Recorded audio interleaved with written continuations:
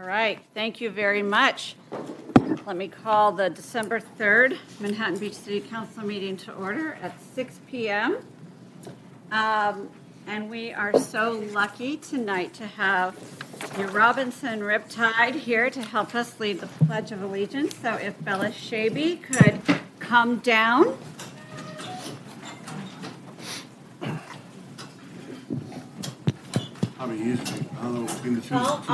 All the way down here, Bella, to the front.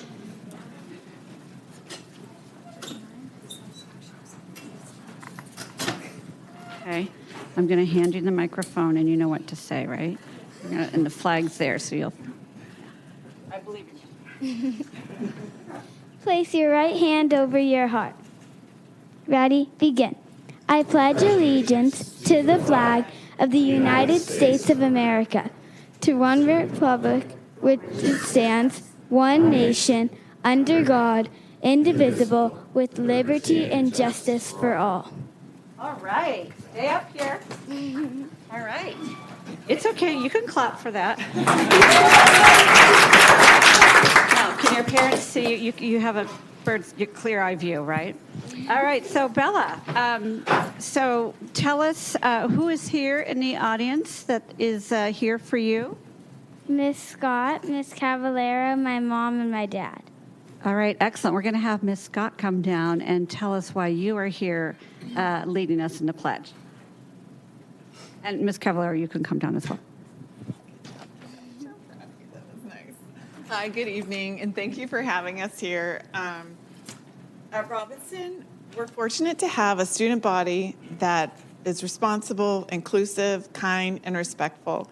And it's always wonderful to see someone going above and beyond to set an excellent example for their peers. And today, we are recognizing Bella Shaby, because Bella puts forth total effort in everything that she does, from schoolwork to friendships to competitive cheerleading. Bella loves to swim in her pool, listen to Taylor Swift, and of course, cheer. She is conscientious about going above and beyond with her academic work and going out of the way to help friends in the classroom and on the playground. Bella is a friend who always lends a helping hand and the role model who is consistently willing to mentor others. Bella has a big heart, is always smiling, as you can see, has a positive attitude, and is very creative. With great pride, Robinson recommends Bella Shaby for the Student Pledge program this evening.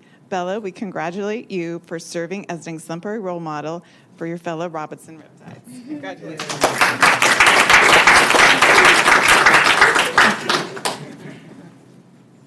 Oh, you want to say any words or no? Okay.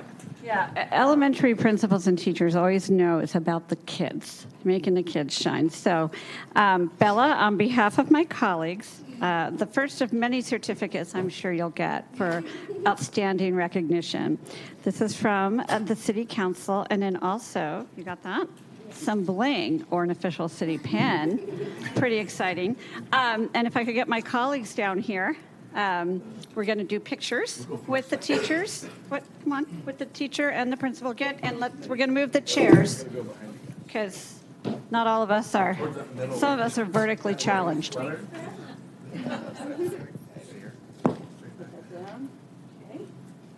Okay. Absolutely. And look at mom now, everybody. Look at mom. Yay, yay, Bella.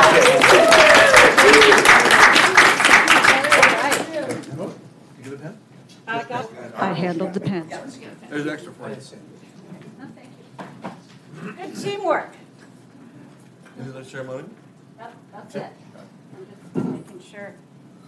The Oxbury rope goes back up. Thank you so much. And where's mine? For those of you who may not be aware, I don't know if you don't follow competitive cheer, it's so incredibly athletic and absolutely terrifying to me. So I'm in awe. So thank you. Okay, Madam City Clerk, after that, could we have a roll call, please? Yes, Councilmember Napolitano?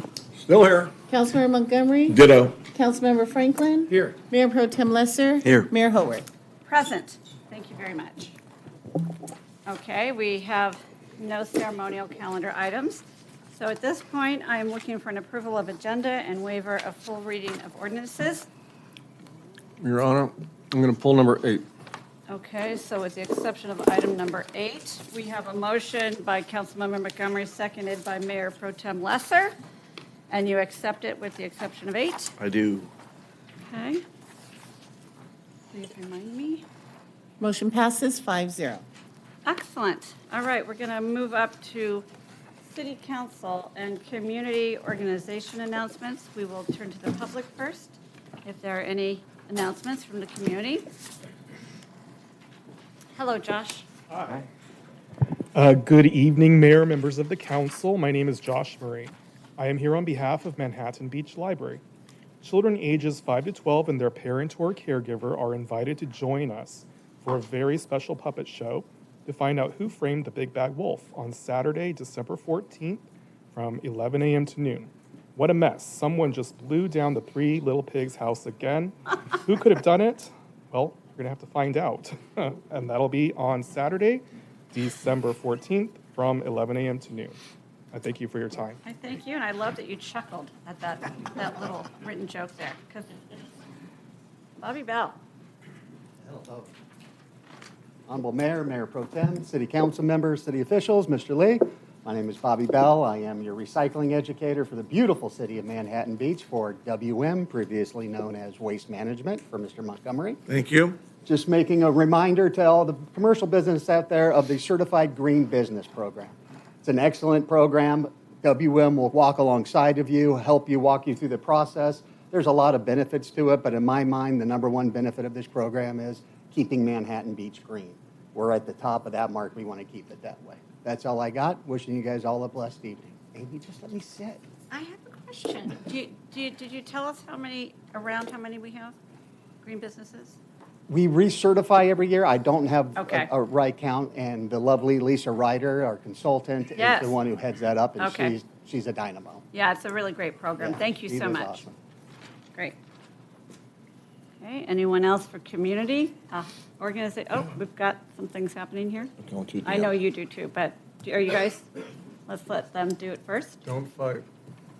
Oh, we have Eric Squared coming up to The tag team tonight.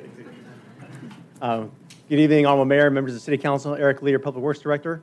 Pleased to report that our Lot 3 demolition project reached a significant milestone, and Lot 3 is officially down. The great thing about where we're at right now is the actual work was completed 23 days ahead of schedule and only 17 days total. So we Wow. started on October 31st and ended on November 22nd. And the contractor followed through on everything that they promised us. And so we had a great experience with this contractor, American Wrecking, and just very pleased with the progress we made so far. We've got a long way to go before we get to a permanent structure. In the meantime, we're developing an RFP to design a flat lot that's going to be an interim lot that will serve our some of our parking needs for probably a 1 to 2 year period before we get to a full structure. And of course, the council is going to have a lot of input onto what we're ultimately designing into the future. And so that is my announcement. I'll turn it over to Mr. Zanfleet. wow, what a success. Yes. Thank you. Good evening, Mayor, members of the City Council. I'm Eric Zanfleet. And since we have a little less parking in downtown now, I'm here tonight to announce that the city will be providing a free shuttle service for the Skechers Holiday Fireworks Festival taking place this Sunday, December 8th. And as your city's traffic engineer, I encourage everyone to leave your traffic and parking worries behind and take the shuttle to the event. A fleet of 8 full-size buses will be circulating continuously between downtown and the Northrop Grumman remote parking lot at Aviation Boulevard and Space Park Drive anytime between 2 p.m. and 10 p.m. on that night.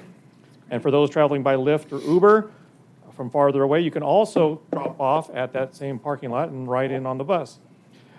Or you can use one of our 4 Uber Lyft rideshare drop-off locations surrounding downtown.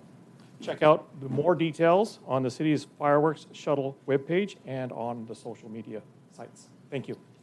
Thank you. All right. Anyone else from the audience have a community announcement? If not, my colleagues, I know Richard Montgomery, Councilmember Montgomery is dying to tell us about something.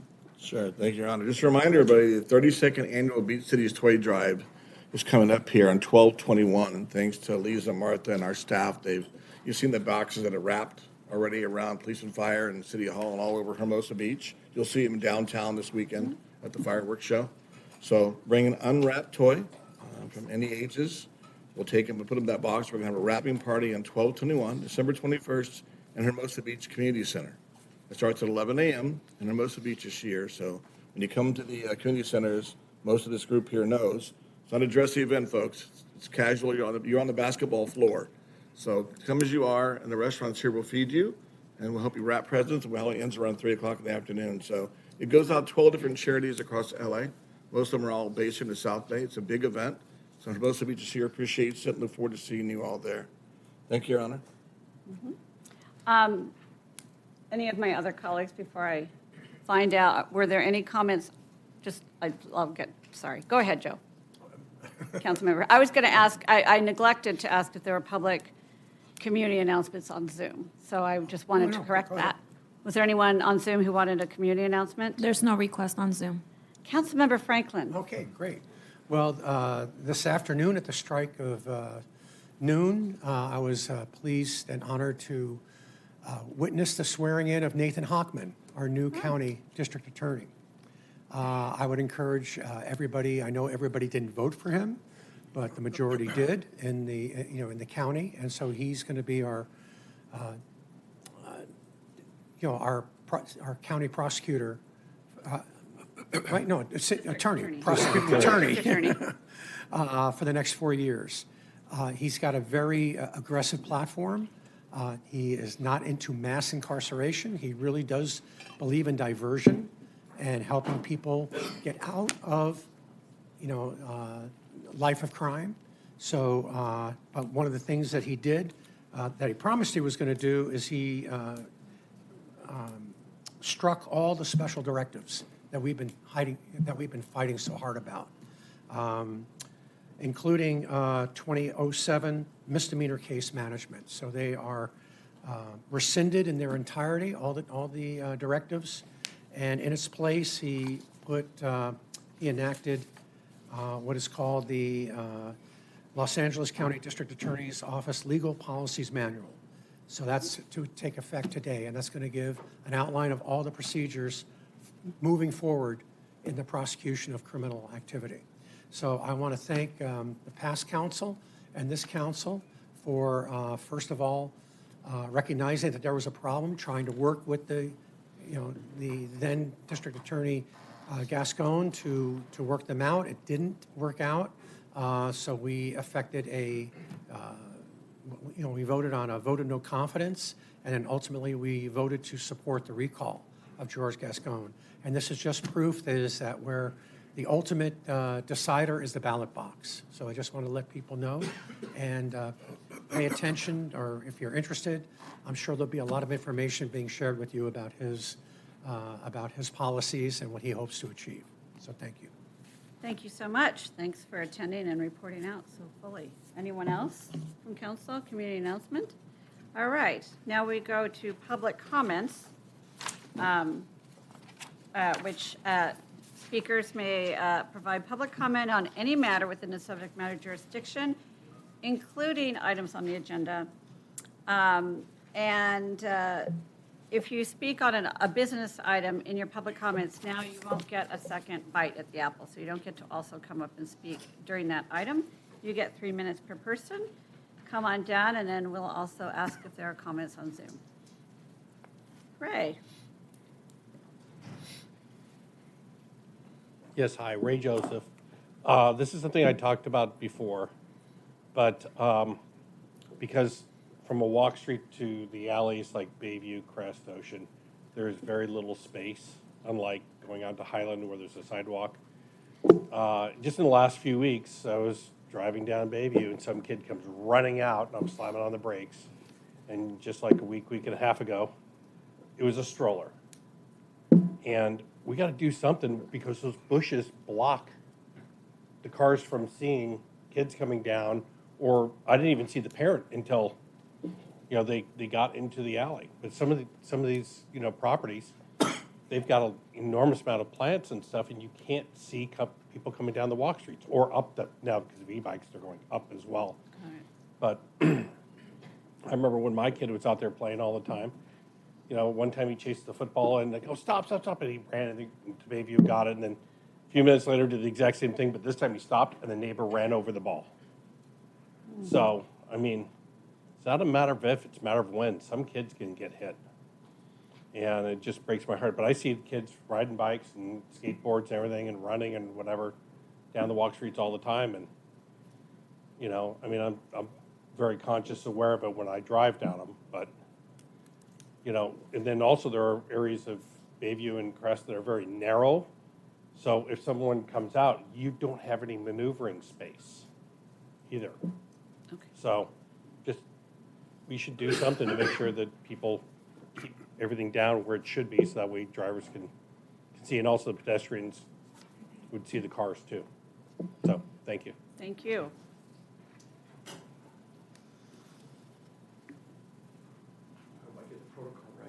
Good evening, Honorable Mayor, council members, and city staff. First, I want to thank you guys once again for last night, for being there for Leadership Manhattan Beach. You guys really did a great job in supporting us, so thank you. It means a lot to LMB.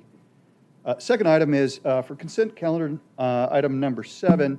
I was reading through that, and I'd like you guys to pull that from the consent calendar. It talked about increasing the compensation by $119,760, and what I didn't see in there was the reasons why for that increase. And I expect, I'm sure a scope change or the schedule changed. And if that was the case, I'm sure there's an impact to the overall project schedule and cost. So it would be nice to know and share with the public what those implications are. Thank you. Thank you. Okay. Other public comments in chambers? Okay.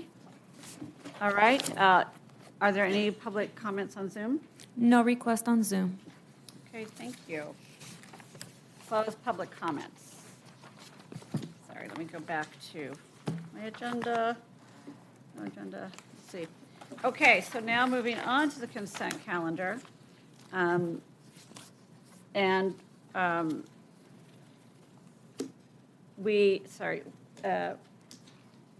there anyone speaking? Sorry, you've already pulled number 8, and we've had a request to pull number 7. Maybe it could just be, I'll pull number 7 so we can get an answer to the question. So if I could, or. Well, I think there's an issue with that because we already approved the agenda, so we might have to do a reconsideration for approval of the agenda. Yes, it's a 3-step process as well, but I don't know if staff is prepared just to answer that question. I don't know. We could Without pulling it. without pulling Let's it. do that rather than pulling it. Right. Yeah, okay, so we will consider, so we need a motion to approve the consent calendar without item 8, and then we'll get an answer to the question after that. So moved. Second. Moved by Councilmember Lesser, seconded by Councilmember Montgomery. Call for that question. Okay, and if we could get. Motion passes 5-0. Thank you. If we could get an answer to that, to item 7, before we move on to 8. Good evening again. Item number 7 considers amendment number 1 to our professional services agreement with the Faith Group LLC for additional inspection services in the amount of $119,760 for our citywide security camera project. The reason that we're requesting the council amend this agreement is this is the consultant that we have that's doing the inspection services on our project. They are essentially monitoring the work and quality controlling the work that our contractor is doing. The contractor has encountered a number of unforeseen conditions in our facilities that the council knows are quite old. And so essentially it's taken the contractor longer to do the job, and we need the inspection services also to be longer. And so Up to this point, we are certainly behind the schedule that we originally proposed to the council when the contract was awarded.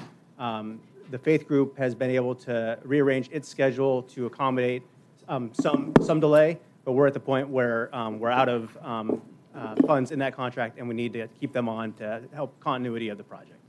Thank you. All right, thank you. All right, thank you. Great, okay. So item 8, Councilmember Napolitano, I believe that was your. Thank you, Your Honor. First of all, I pulled it just to be true to what I said last time, that I was going to pull something off the consent calendar at my last full meeting.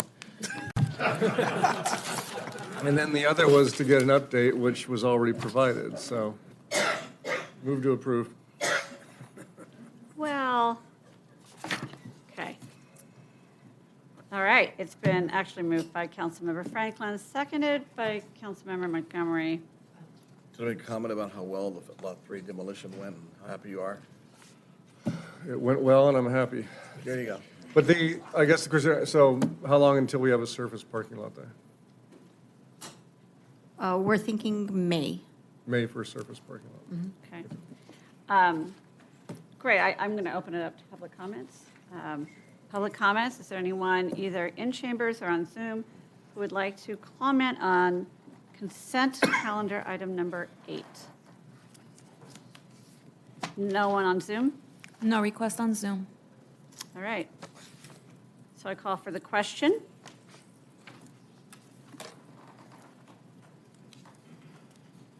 Motion passes 5-0. Steve's integrity is intact,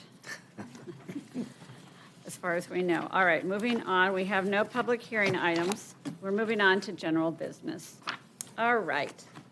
Item number 9, discussion of the city identity monument design in a signage and wayfinding master plan. Public Works Director Lee. This will be easy. Oh, yeah. Well, good evening again. This evening, we're very excited to bring back another wayfinding discussion for the council, this dealing with our monument signs. And so City Engineer Katie Doherty will be providing the presentation. Don't change colors either. I'm not. Good evening, Mayor Haworth, honorable council members. Tonight, I'm joined with our consultant project manager, Ken Rosenfield, and designer Cliff Selbert from Selbert Perkins Design is available on Zoom if we have questions for them. So to provide a brief amount of background, the city began the signage and wayfinding master plan effort in 2014. Multiple design themes were developed, and after extensive public outreach, the Beach Classic theme was selected by City Council in 2017. The wayfinding project, phase 1, is currently underway to install parking directional signage and directory signs in downtown and North Manhattan Beach. The signs are currently in production with a white background and will begin to be installed in January. In August 2024, City Council provided direction to staff to return to a future council meeting with additional options for city identity signs. This is the sort of suite of signage that is currently in the master plan, and top left is the sign that we're discussing tonight, which is the city identity sign. Staff tasked Selbert Perkins with developing alternative designs, specifically taking inspiration from the sign that was installed in 2022 at the corner of Artesia and Aviation, which is shown in the center of this image, right in front of the Chase Bank. And these are some other imagery around the city city and other places that were taken into account. The penny? The penny, I know. We'll get there. Is that Lincoln, Nebraska? Or? The sign at Aviation and Artesia consists of a city logo and Manhattan Beach all on one line and extends approximately 21 feet long. The scale of a horizontal sign like this is too large in many instances to replicate in medians and in the parkway, which is where many of these signs are being proposed. So Selbert Perkins has come up with alternatives to a sign similar to that. This is a concrete base Stacked options, which reduce the width of the sign. These signs range from 5 to 9 feet and can fit within a median. There are various options presented here for placement of the logo. And the notes on this slide, which are very hard to read, say that they are internally illuminated letters, which is a possibility, but also could be external lights if we want it to be a little easier on maintenance. So this is the first option that they have developed. The second option is loosely based on the monuments that currently exist along aviation on MBP and Marine. These options replicate the city logo mounted on a boulder or are carved into the inlay. Do you want to start comment now? I could. Well No, keep going. Well done, Katie. I'll keep going. Right. Continue on. Thank you. It says bedrock right there. Okay. Okay, and then the last option that's You been guys are developed- going to get to come back to another meeting if you keep it up. All right. We know. That's why we're doing it. I know. The last Katie. option that was developed is a standalone city logo, either in full color or in monotone. The location of these identity signs are shown here in red. They're intended to be installed at the major entry points to the city. Let's see. Slide. So these next few slides just show the options, the 3 options that were developed, along with the rest of the suite of signs. So the first one here is the concrete base up on the top left. Oh. Top left again is the natural jetty rock boulder look. And then the last one is the enlarged logo option. So tonight, staff recommends that City Council discuss and provide direction on the A01 City Identity Monument design for the signage and wayfinding master plan. Okay, And thank I'm here you. for questions. Thank you very much. I see Councilmember Napolitano is up first. I mean, where am I? Just why? I mean, who can I fire over this? Okay, This, no one. I mean, where are the samples? Can we put them back up? Well, I'm going to say this because it was very clear at our last meeting. Very clear. Couldn't make it clear. Take the logo. Where no. Let me get to all 3 of them. Yeah. Okay, right, no, Nope, that, back one. back He said one, back one. back one. Back one. Well, okay, no, you, okay, bring it back to that one where it shows all of them. Okay. Okay, just going through these. The top one, Hermosa Beach just did that.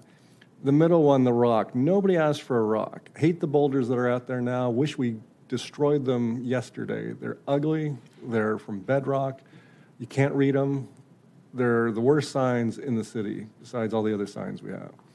The bottom left logo, nobody asked for that. We have this tiny little border of blue with, you can't even read it on this, Welcome to Manhattan Beach, don't need that.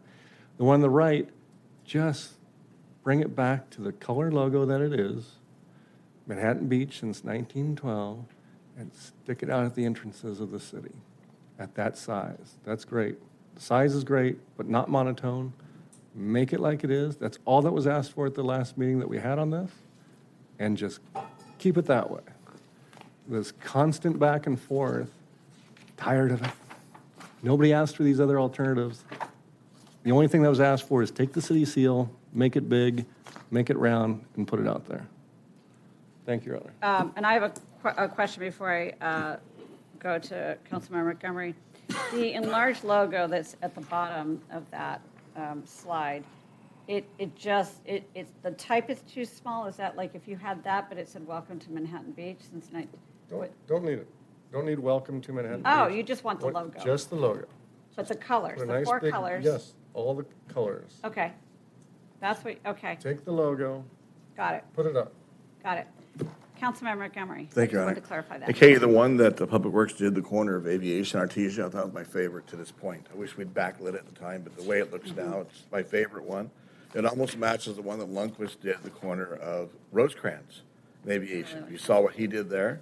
That's a great way to look at it. So even though Hermosa may have jumped the gun on us with the actual, go back to your first one where it shows. They did a Skechers building. The sketches, Yeah. yeah. That one, The grays, I like that, if they leave it backlit, that's one option, my first option. If not, the second one that Councilman Steve's talking about with our standard branded logo, which is simple, just 1912. I'm fine with that as a second. Those are my top two. I like the creativity part of it, but it also ties into our theme. If you do this one there, Entryway, it ties into our theme in Artesian Aviation. There's a connection there. We're not just random all over the city, different entryway signs. But I'll stop there for now. Thank you. Councilmember Franklin. Yes, I'll get back to a discussion on those, but can we drop one or two of these? Can you go to the slide where it shows the red dots of where it is? So I kind of understand around the north perimeter, well, actually the north perimeter, I don't know if there's a need for two so close together. I mean, people who are going down Vista Del Mar, when they cross over 45th, majority know, or at least they can wait until they get to Rosecrans to see that they're in Manhattan Beach. The other ones on the perimeter are okay, but coming over to the ones from Hermosa Beach, I really don't know if we need three monuments there for people who are using that as a usual commute, going back and forth between the cities. I mean, a random tourist is hardly going to get down there. It just seems like it's overkill down at the. Well, to that point, do we have public property in the north end at 45th Street to put up? It would be very tight to try and place a sign there. That's what I thought. Yeah. Yeah, there's hardly anything there. Yeah. Yeah. Okay. But I mean, it's not to denigrate anything about El Porto, but there's a lot going on there. You know, you're reducing your speed. You're going from 2 lanes down into 1. Like I say, it's a lot of commuter traffic. There's parked cars along the side, so maybe just the one there at Rosecrans and Highland. So you could potentially get rid of 4 of these. I don't know how much. Well, it depends on what we decide on. But I just wanted to bring that up. Okay. All right. Councilmember Lesser. This is questions, not opinions. I just had a question about the color and how it's going to hold up over time. Mm-hmm. What is the estimated useful life of these signs if we were to go with a full color? Wait, which ones? We could pick any number one that's the logo, the one that Steve is self-standing, proposing? or even with I like the vertical on the concrete. It's 1B, The color should last about 10 years. 10 years.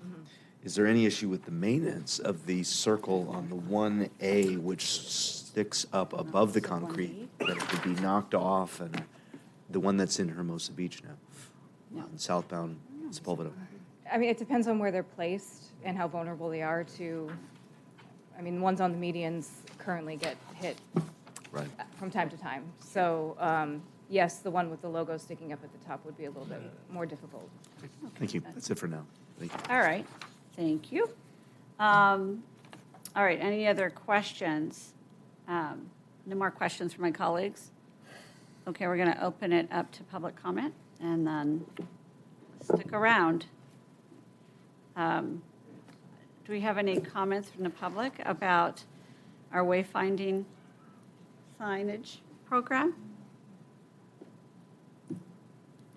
Okay, how about on Zoom? No request on Zoom. Okay. I'm going to close the public comments and put my screen back on. Let me just kind of frame, I think there's a couple of different things, to decide upon. I appreciate Councilmember Franklin bringing up the number of signs in some of those locations, so I'm definitely down to discuss that. And then there's what those signs look like. So why don't we, just first of all talk about which design we can all agree upon for these. I guess, are we calling them monument signs? Is that what they're called? 1A, B, and C, Your Honor, should call those monuments. Yeah, I didn't actually opine, and I see there's many comments here. I wanted to say, Councilmember Lesser, or I'm sorry, Mayor Pro Tem, study option 1, I think you were talking about 1B, the vertical base. you know, whether it's 1B or 1C, I like those for some. Could we do a mix where we have a mix of like those plus then the logo? Because I think in some places, it's sorry for the noise of pages ripping here. This is, Councilmember Napolitano is looking at the enlarged logo, correct? Yeah, but not, yeah, just the regular. Just a logo regular on logo. that. If we could bring these up so people know what we're discussing. And then actually, Councilmember Napolitano, you can begin. Those are the two I'm looking at, the regular 4-color logo plus Well, 1B or C. My hesitation on these other versions with the full color logo, oh, where are we going? That's okay. Yeah, so Start here. looking at these, I don't think we're looking at the other ones. We're not looking at the rocks. No. So looking at these signs, I had my piece, now I'm just being serious. I appreciate them, but I think the logo's just too small on these. Do we really need, I don't know that we need a welcome to Manhattan Beach or Manhattan Beach spelled out underneath when the logo actually contains that. And the logo says it all, Manhattan Beach since 1912. And, placing it, if there was any alternative, I guess I'd go with the stacked logo on the left because it's the larger logo so people can actually see what it means, what it represents as they're driving by at 50 miles an hour. But the other ones, I just think the logo's too small. The pier is our icon, it's our representation. I don't know why we wouldn't want it as large as possible. Like I said, I think the logo says it all. Manhattan Beach, 1912. I don't think it needs a welcome or farewell or anything like that. Okay. It just does it. So you prefer the original logo, but 4-color on its own? Yes. Okay, thank you. Councilmember Franklin. Yes. I'm leaning towards 1A. The larger logo is good. I guess I have to go back to another question. Is there a state requirement that we have to have some sort of welcoming monument at the beginning of a city? No, there's no regulatory requirement. Okay.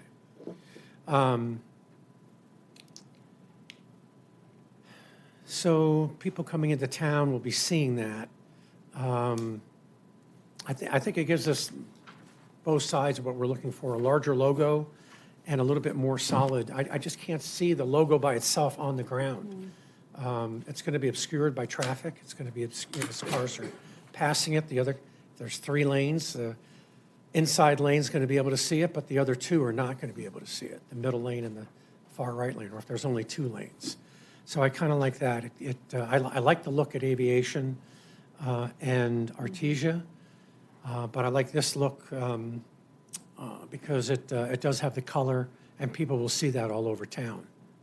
So that's what I'm leaning towards, is 1A with as large a logo as we could make it. Color. I don't think it'll be subject to vandalism because someone would have to cross the street and be doing it in a median. It does concern me, though, and I was concerned with that about the rocks, is, if there's an accident, someone's going to be hitting that rock and, really causing a lot of damage. Is this going to be about the same thing of someone running into that? All right, thank you for your comments. Mayor Pro Tem Lesser. I'm with the mayor with regard to her preference for either 1B or 1C with as large of a logo as we can fit. And the reason is, I'm not sure if just the logo itself is going to connote Manhattan Beach for some people passing through. 2, I don't mind a welcome to Manhattan Beach. That's sort of the point of wayfinding signs. It's welcome to our city. This is our city. This is the demarcation for our city, particularly for those who might not otherwise recognize the logo. The reason why I'm a little hesitant, Councilmember Franklin, with 1A is because it's virtually identical to what Hermosa Beach now has. And so I'm not sure if we want to have the exact same type of sign. And then my recollection actually is the boulder at Manhattan Beach Boulevard and Aviation was hit once before, and it was replaced. Unfortunately, yeah. Well, I think that it's also just a resin. I guess I couldn't take care of the whole thing. I only clipped it. Just back up and... Didn't get it. But I am also, finally, I'm receptive to limiting the number to our Okay. major throughways, particularly where there's public property available. Okay. Yeah, and we'll get to that. Okay, Councilmember Montgomery. Thank you, Your Honor. I agree. I think I'd rather have the 1A that's up there now, but I don't want to let Hermosa be our leader on this one. So 1B or even 1C, I like them both for the same reasons I already mentioned. They're consistent with our Artesian aviation. They're easily readable. I don't think you can read the font size, whether you made a font size 8 or 10. You couldn't read it driving 30 miles an hour. It's too small. But if you increase the logo, if you drop off the word welcome to or not, just increase the size of everything you've got there, the actual logo, which Steve mentioned, the 1912 logo, and then Manhattan Beach. I'm not sure what that font size represents. How big is the letters? Do we know what the original design letter font size is? I can't read that The number sign 0 font. itself. It's 3 feet something high. Yeah. So if those letters are 1.5 foot? We're just guesstimating. Wide is 1C. The M of Manhattan Beach, I mean, how large On it is? 1B, the 1B is 4.5 feet wide, the whole thing. But what are And the the letters? letters? Oh, the letters. Like the M? They're about a foot. There you go. About a foot. So, Your Honor, that goes along with what Councilor Lesser already mentioned. I'm okay with 1B or 1C, as long as they increase that lettering size, and you keep welcome or not, but enlarge that logo, as Steve mentioned, as A, you can't read it, and B, you couldn't see it. I don't know if anyone else, I mean, I would take that, get rid of the welcome, and make the logo significantly larger, so at least half of it is on the cement and half of it is above the cement. Above the word Oh, Manhattan. I like, so like a half circle sticking up above. Yes. Half circle below. Okay. We'll get to that compromise, the Napolitano compromise in a second. The big issues we handle here Uh, at your council. No, I'm determined to get this done for you. My question is, I have two questions. I'm sorry, Katie. So 1B, it seems to me that there's a couple places that maybe 1C is better and another place where 1B might be better. Is it possible that whichever design we pick is just where it's oriented determines, or where it's placed determines whether it's vertical or horizontal? Yes, Right. yeah, that's possible. That's what you, okay. And then is the material's concrete? It's concrete, yes. This isn't the Formica You can go back. driftwood? No, Okay. this is formed concrete, yes. Okay, that's fantastic. So thank you. All right, so with that, it sounds like there's an idea to maybe drop the welcome, even though I thought that was a lovely idea, but to drop that, make the logo as big as you can, and have it sticking up at the top, correct? That would you make a motion to that, or I would. you want? I just, You got to do that. well, What? listen to Councilmember Lesser. I just Mayor had Pro Tem Lesser. one final thought, and that is maybe some lighting, cheap lighting, just front spot on the sign so that it's visible at night. I presume that would be. And we'll talk locations in a minute, because I do want to go that. So Okay, well then, yeah, let me- go, yeah. I gotta switch screens there, all right. Didn't take it, hit it again. Motion would be, it didn't? Nope. That happened last time, too. All right, so motion would be approval of sign 1B, the vertical base with Manhattan Beach, and enlarge the logo. That would be half on the cement and half on, above the cement, without it crowding the Manhattan Beach. Verbiage, yes. Or replicating Hermosa beaches. Well, it wouldn't, just by the benefit of the design. Okay, and we have a second with Richard? Yes. Yes? We need clarification on the welcome to. It's part of the motion. I think we've got rid of the welcome to, correct? Correct. Perfect, thank you. Could I just ask one more question? Please. Madam Mayor? The letters, Manhattan Beach, that are going to be attached there, is there any metal involved with that? I mean, one thing that you notice with a lot of these signs is as they get up there, the metal starts rusting, and then, and then there's a stain that starts coming down from the letters. Is there anything that's going to prevent that, or? I think we could look at materials and find one that doesn't do that. It doesn't have to be metal. Okay, Anodized aluminum or something. Yeah. Okay. yeah, something. Councilor Lesser brought up the idea of the spotlight as opposed to backlit. Agree I with think it's cheaper. Agree with the spotlight. Okay. So we have a motion and a second. Is that Are we satisfied with Yep. this? Okay, may I call for the question? Motion passes 5-0. Now, let's talk about Location? location. Well,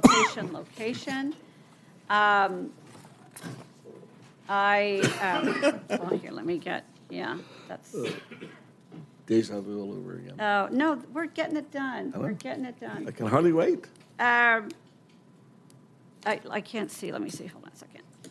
I have a question or a comment, I guess, down in the southern end where there's technically 3 dots because you have Valley. Like Manhattan Avenue? I just don't know where these would go. Yeah, I mean, I definitely still want to have one somewhere on the west side, but I think Valley Ardmore, although it is hard to tell there where, when you're in Manhattan versus Hermosa for some, I imagine, but does it matter? But there's a sign there now. You're replacing the there. sign that's there now. Okay. It's Tan. the Bedrock sign. No, that's the one on Valley Ardmore. Right, Right, that's what I'm saying. no, I meant, Manhattan yes. Avenue? I want a sign there is what I'm saying. On Manhattan Avenue. On Valley Ardmore, replacing Bedrock. Right. Yeah, but then there's down here, we have Highland and Manhattan, and I don't know that we need one down there. I just don't know Where? where it would go. The sidewalks, it's pretty narrow, and I don't know where it would go. Would you like You to, have any does our photos? engineer want to make a comment? It feels like, Yeah, we would, this is, I mean, it's a master plan, this is very conceptual, and there hasn't been, actual placement of the signs. These are suggested locations, just Okay. as major arteries into the city.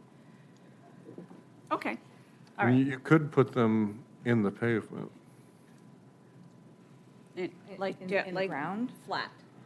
You could put artwork in the intersection or the pavement. Like we did it at Rosecrans and Like a Highland. decorative Yeah. treatment, sure, yeah, we Yeah. could do that. Okay, thank you. That's helpful. I guess, and my comment is definitely keep the one on Valley Ardmore, but go ahead, Councilmember. So forgive Lesser. me, we just took a vote on something and I wanted to clarify. As someone who doesn't mind the Bedrock sign that's currently there, was that motion to remove our 2 Bedrock rocks and replace them with the concrete? I thought all this was to be Yes. consistent in signage throughout, and so remove the signs that aren't consistent. I mean, I couldn't see, again, the whole idea of, we got 3 Bedrocks, Barney Rubble, and then we have these new ones. I mean, they just don't go well together. And like I said, I'm sorry, the Bedrock signs, you can barely read Manhattan Beach on them. They just aren't effective. They're overwrought. They could be delivered to your home. I was just going to say, one of them. I have dibs on one. No, my understanding was they were, that's what I thought I was voting on, was to replace them, to make it consistent. I see the nostalgia. I do. And Yes. I don't mind them, but I defer to the will of the majority, which has already voted on this, but I just wanted clarification. did you want to? Yeah, just clarify? the intention of the master plan is to replace all the existing signs and make them uniform. Okay. So I think I don't know if we need a motion, but maybe we just want to give direction to staff to not place quite as many. Or do you I want think me the direction to staff should be, go out, investigate these locations that are these red dots right now and see whether or not they could practically be installed there. And if not, is there an alternative? And if not, then they would come back and not make a recommendation for these Okay. locations. Great. Right? If we can find a location on Manhattan Avenue or Highland, great. But if we can't, then we have to kind of skip it. Okay. I don't want to guess right now whether they can work or not. Right. Councilmember Montgomery? Think on, they could ask our friends at Chevron, 45th Street, on the east side boundary, just a bunch of scrub land next to their fence. I'm sure they wouldn't mind if we want to borrow 4 feet and put a welcome entryway sign there. Doesn't bother anything, but you might want to ask Sure them they that. wouldn't. What's El Segundo? Yeah. Saying right at the very edge, maybe a foot past that fence. But we'll see. Let them come back and see what they have. Yeah. Okay, so we don't need any more motions on this item, correct? No. All right. I think we have put to bed this, the signage. That One was, part. There's many more parts to go, though, aren't there? well, you can come and make public comment on that. I will not. I don't believe. I will be at Shellback. Do you guys want to take a quick break before the next item, or are we good to go? Oh, it's only 7. I'm good to go. All right, let's keep going then. All right. Item number 10, which is consideration of the RLA Conservation Art Assessment Recommendations. Public Works Director Lehman. Good evening, Honorable Mayor, members of the City Council, Mark Lehman, your Parks and Recreation Director. Eric Brinkman, our Cultural Arts Senior Recreation Supervisor, will be presenting this item. However, I did want to take a moment to recognize the Cultural Arts Commission. They looked at over 80 artworks. It's a highly detailed report, and they took hours and hours to develop these recommendations for your consideration. So with that, I will turn it over to Eric. Thank you.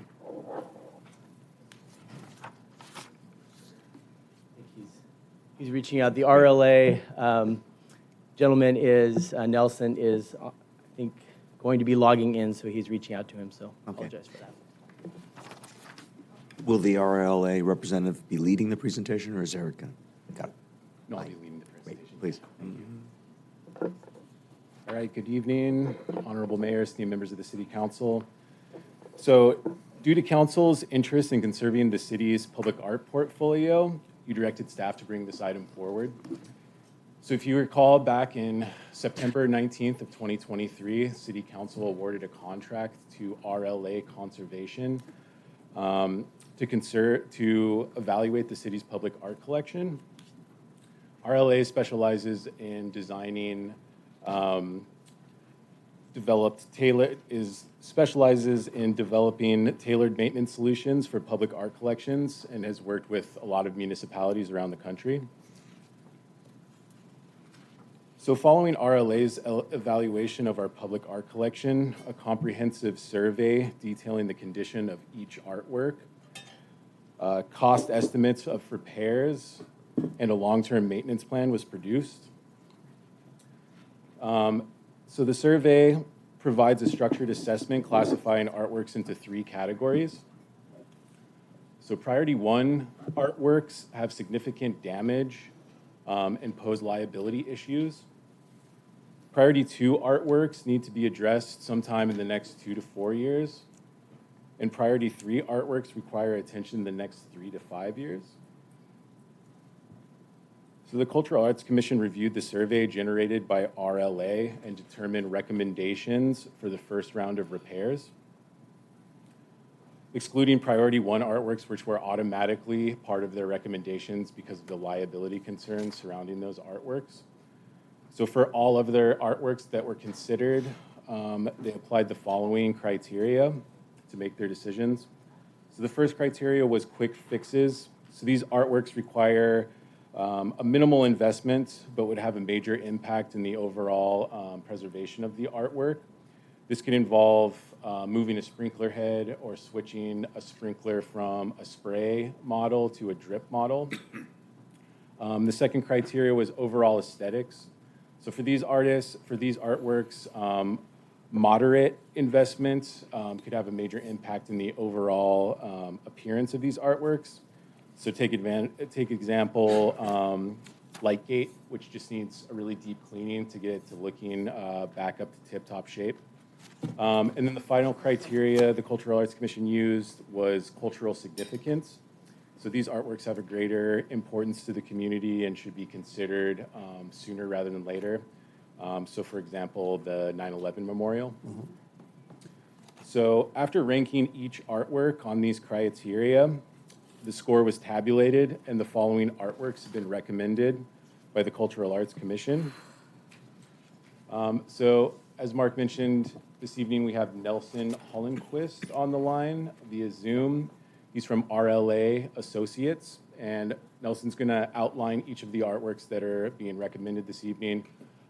As you can see in the attached document, there's a high level of detail on each one of these artworks, so Nelson will keep his comments brief on each, but if you'd like for him to expand on any of the artworks, feel free to ask. But with that, I'm going to turn it over to Nelson Hollenquist. Thank you so much, Eric. Just want to make sure that everyone can hear me. Yes. Thank you, City Council, for having us. I apologize I have to do this via Zoom. I was actually scheduled to be on a project in Tucson, and my business partner, Christina, was supposed to handle this, but unfortunately she's dealing with a illness in the family, so she can't be here. So yeah, as Eric mentioned, our company did a survey of over 80 artworks in the city's collection. And this is a really great opportunity for the city just to understand the existing condition of all of these artworks. And pretty much as Eric said, we want to identify any public safety issues, any immediate issues in terms of the artwork's stability or materials. And for the surveying process, our team actually goes out physically and inspects the artworks. And that's really the best way to get our eyes on it and to really truly understand what's going on. There are a variety of materials in the city's artwork collection. And all these materials, they require different approaches. Different materials are also affected by different aspects and elements of the environment. In the Los Angeles area and specifically Manhattan Beach, Manhattan Beach is a direct marine environment. So a lot of the salts from the nearby ocean, it can affect artworks. It doesn't mean that, it's necessarily a bad thing to be in a marine environment. I mean, obviously it's a beautiful place, it's a lovely place, and it should have beautiful artwork to support the surroundings as well. It just means that it requires a special type of care and approach to these materials. So as I mentioned, part of the surveying process is to get out there on the ground, get our eyes on the materials. And what we want to take note of are the material stabilities. Is anything experiencing active corrosion? And that's for metals. For stone artworks, is there cracks or spalls or anything that could disengage from the stone, or even masonry artworks? And then painted artworks as well. We want to see how those coatings are faring, how they're holding up, how old they are, and what point they need to be replaced. So that's just kind of a very general, broad overview of the process. And there are a lot of artworks to cover, so I will keep it brief. But as Eric mentioned, please feel free to ask any questions. One of the first artworks that we identified as priority one would be Mankind's Struggle for Eternal Peace. This is a really beautiful, artwork, and it's got intricate design and elements, but it is a painted ferrous metal. And by ferrous metal, these are generally iron-based metals, such as mild steel or something like that. Being in a marine environment, the ferrous metal is going to be more susceptible to corrosion.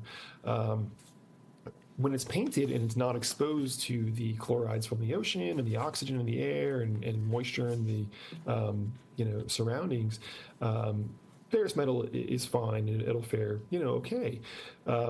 But the coating on that artwork is most likely quite old. I understand the artwork to be having been produced in the early 80s. So now, 40 something years later, we would expect that service life to have, run its course essentially on that coating. If you want to use an analogy, if you imagine parking, a car right close to the ocean and not doing a whole lot to it, it's going to exhibit the same conditions as this artwork. So for the treatment of this artwork, we would want to carefully remove the existing coating without damaging any of that intricate design. There's sharp edges that we would want to maintain, so you don't want to go in with a sandblaster and just kind of hose it down, because that can be quite damaging. This artwork also does exhibit cracked welds, so as welds can be structural in nature, those would have to be repaired as well. The welding is, part of the process that contributes to the cost, and as are the materials. This is most likely an industrial coating or an automotive coating of some kind, and those coatings they're very good and they're very durable, but they do come with a cost. The next artwork to discuss is beyond this point lies the rest of the world, which is the beautiful installation of the painted tubes right at the pier. This one is also ferrous metal, and again, it's most likely just run past its service life. Being in such a public area, this is also going to experience heavy public interaction. People touching the artwork and sitting on it and taking pictures with it and climbing on it, and eventually that interaction does, lead to coating degradation and typical wear and tear that you would expect in such a public.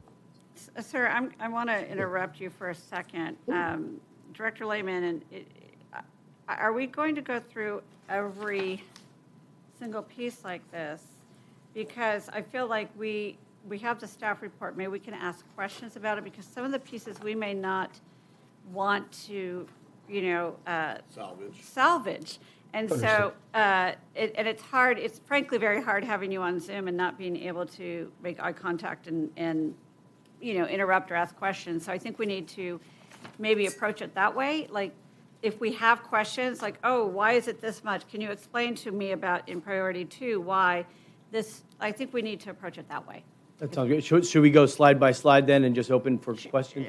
Show us slide by slide, slide by slide, and we could, if there are questions, we can ask them then or at the end. But just, go slide by slide. Gosh darn it. You know what I'm trying to say. But don't give us the detail on each one so that we know what we're looking at. Okay. Thank you for your patience. Yeah, you have Beyond This Point Lies the Rest of the World. Then you have Strand Bench for J.W. Keever. Sticking with priority 1 artworks, we have another Strand Bench for McAfee, and then one more Strand Bench for content. That rounds out the priority 1 artworks. The priority 2 artworks would be the Martin Gantz Memorial, the Catalina Classic Memorial statue, and the 9/11 Memorial. Okay. Keep Sticking going. with priority 2, Metlock's Kiln, Remember When, right here in Civic Center Plaza, and the Escobar Sculpture Bench. Okay. Keep going. And then priority 3 artworks, there's only 2, so Lightgate and the Leadership Manhattan Beach Community Mural. Okay. All right. So, I mean, there are some other pieces mentioned in the staff report that are not shown in here for priority 3. I guess maybe they don't need the work. I mean, there's like utility box 11. Your Honor? Yes, sir. Can I tag on Please. that? Because I found the report just a bit hard to follow. Because in one area, right, it talks about the priority. You got, it says this and subsequent prioritization are outlined below. Most need of conservation. You've got, the mankind struggle for eternal peace. Beyond this point lies the rest of the world. But then we talk about other priorities, and then, later in the report, it's actually a There's 53 or 55 in priority 3. but deaccession is listed for several of those priority 1s. So, I mean, it would have been nice to have that up at the front with the others, though, as to, okay, those aren't really being recommended to talk about. So, I mean, I guess, do we want to go through these things one by one, Your Honor, or what is your others? So I think if we look in the staff report, and I guess it's page 3 of the staff report, those that are listed as priority 1s, 2s, and 3s match up to your slides, I believe. And I think we could start there, because there's some of those that, it's very difficult, I have to follow, wait, hold on a second. There's, I mean, part of our discussion, well, we have questions right now, not comments, I have to remember, but we could choose to not do the repairs on some of them, right? We could choose to decommission or de-access or whatever some of the works, right? That is a possibility. Is that correct? So we don't currently have a formal deaccession policy in place. It's not a part of our public arts master plan.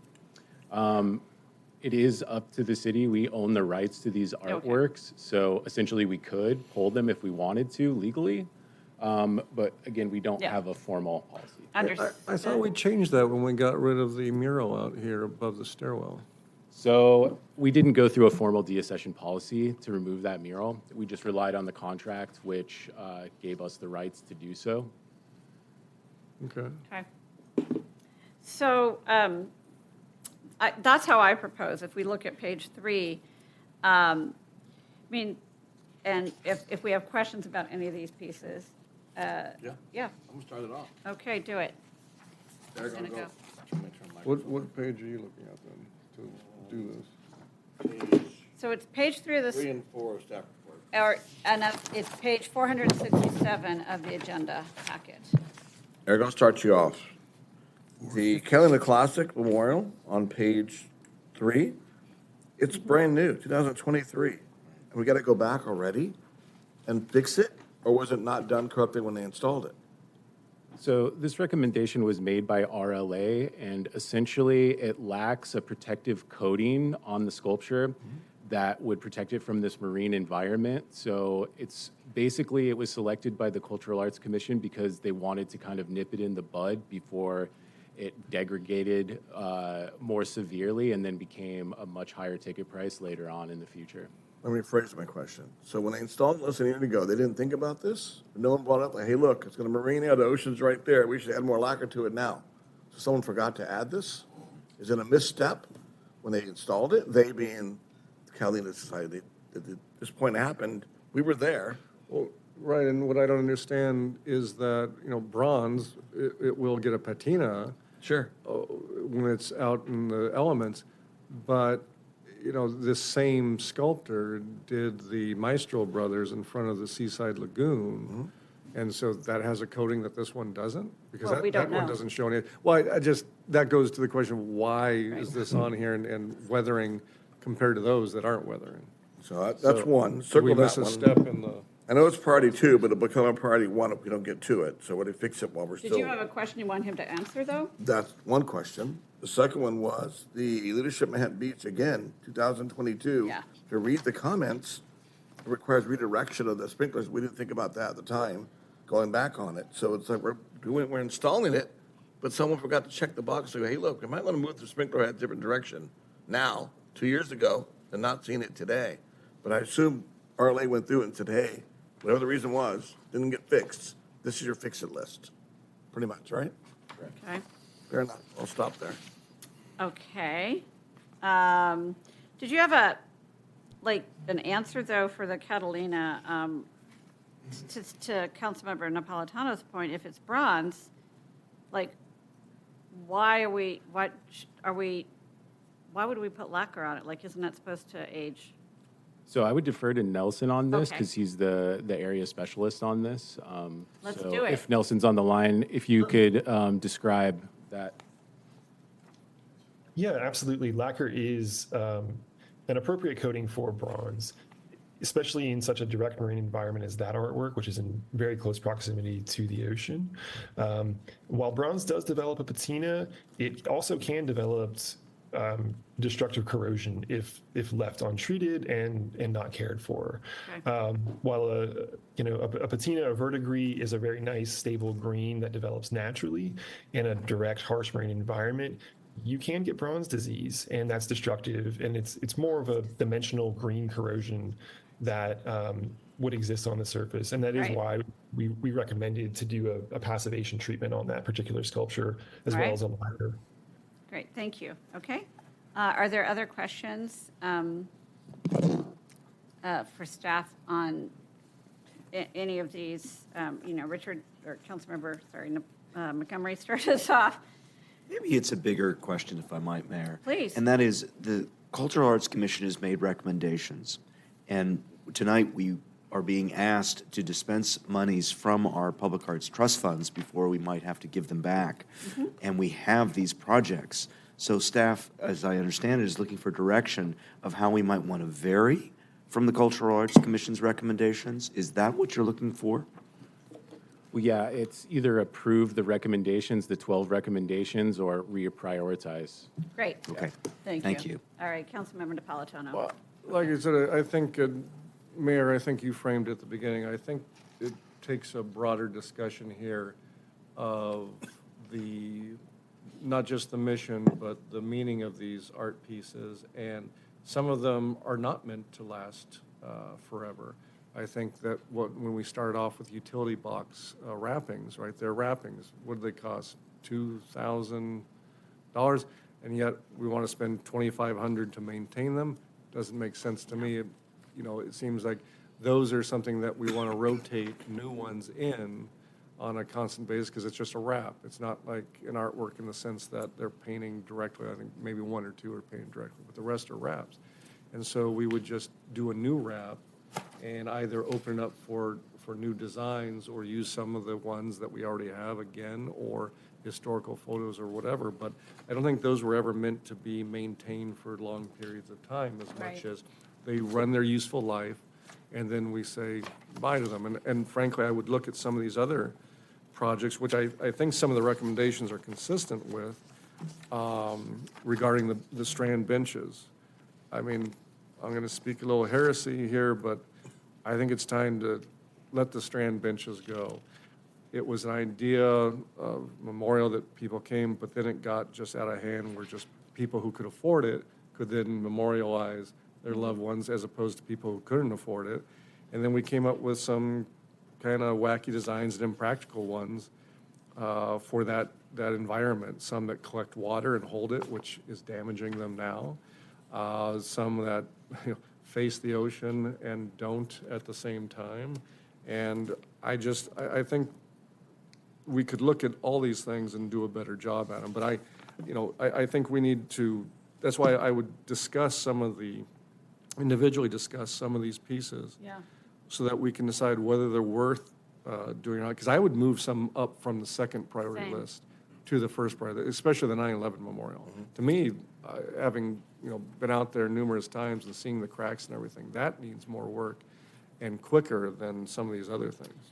Well, what I'd propose, if there's more questions, let's take those for Eric or Nelson, and then open it up to public comment, and then we can talk about how to frame the discussion, because I tend to agree with you on how to look at some of these things. So are there more specific questions at this moment? I don't have any right now. We can always call you back up. I do want to say what I appreciate about the report before we go to public comments. There's a lot of really great information in here that's really helpful in actually thinking about art. We have a public art fund. It does require maintenance. Some of it is really, really, we do want to keep. And this is incredibly precise information. And for that, I'm very grateful. I think it was a really worthy endeavor that we've done. So, I'm sorry, Joe, I didn't see. Yeah. I'm sorry, Councilmember Frank. So about the deaccession, which is basically the removal of a piece of art, right? Yes, correct, deaccession. Yeah. So if that happens with and I have the same kind of concern as Councilmember Napolitano about the strand bench seats, because they seem to be in various forms of disrepair. But there's also, with that, a little plaque that's on the embankment or whatever that would be called. Curb. So is there a written policy for these people who donated the money that said, hey, at a certain point, we're going to remove this? And, has that been memorialized? So I haven't looked into the specific contracts of the benches individually, but for all the other artworks the city has acquired, we own the rights to those artworks, so I would assume it was the same for the benches, but I can find that information for you. My understanding is that for the first several of them, there was nothing regarding ownership or anything like that. I think it can be offered back to the people who donated, but, at a certain point, those things are gonna, it shouldn't be an automatic replacement either. Those have been out there for 20-plus years in many instances. Only back to, okay. Back to the council of question, though. 2013. Gee, who was that? So, But you were on the council that approved that. All right, gentlemen. So my other question is, so we're doing this now because we're not losing the money. Doesn't it just rotate back into the general Some fund? of it we are.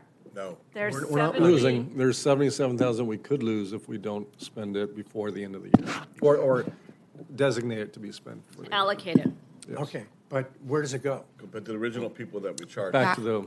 Back to the developer. Oh, back to the developers, so you have some sort of ratio or We lose it. some sort of formula? The amount they paid, if it's not used, it goes Right. back to them. Okay. And then is there a formalized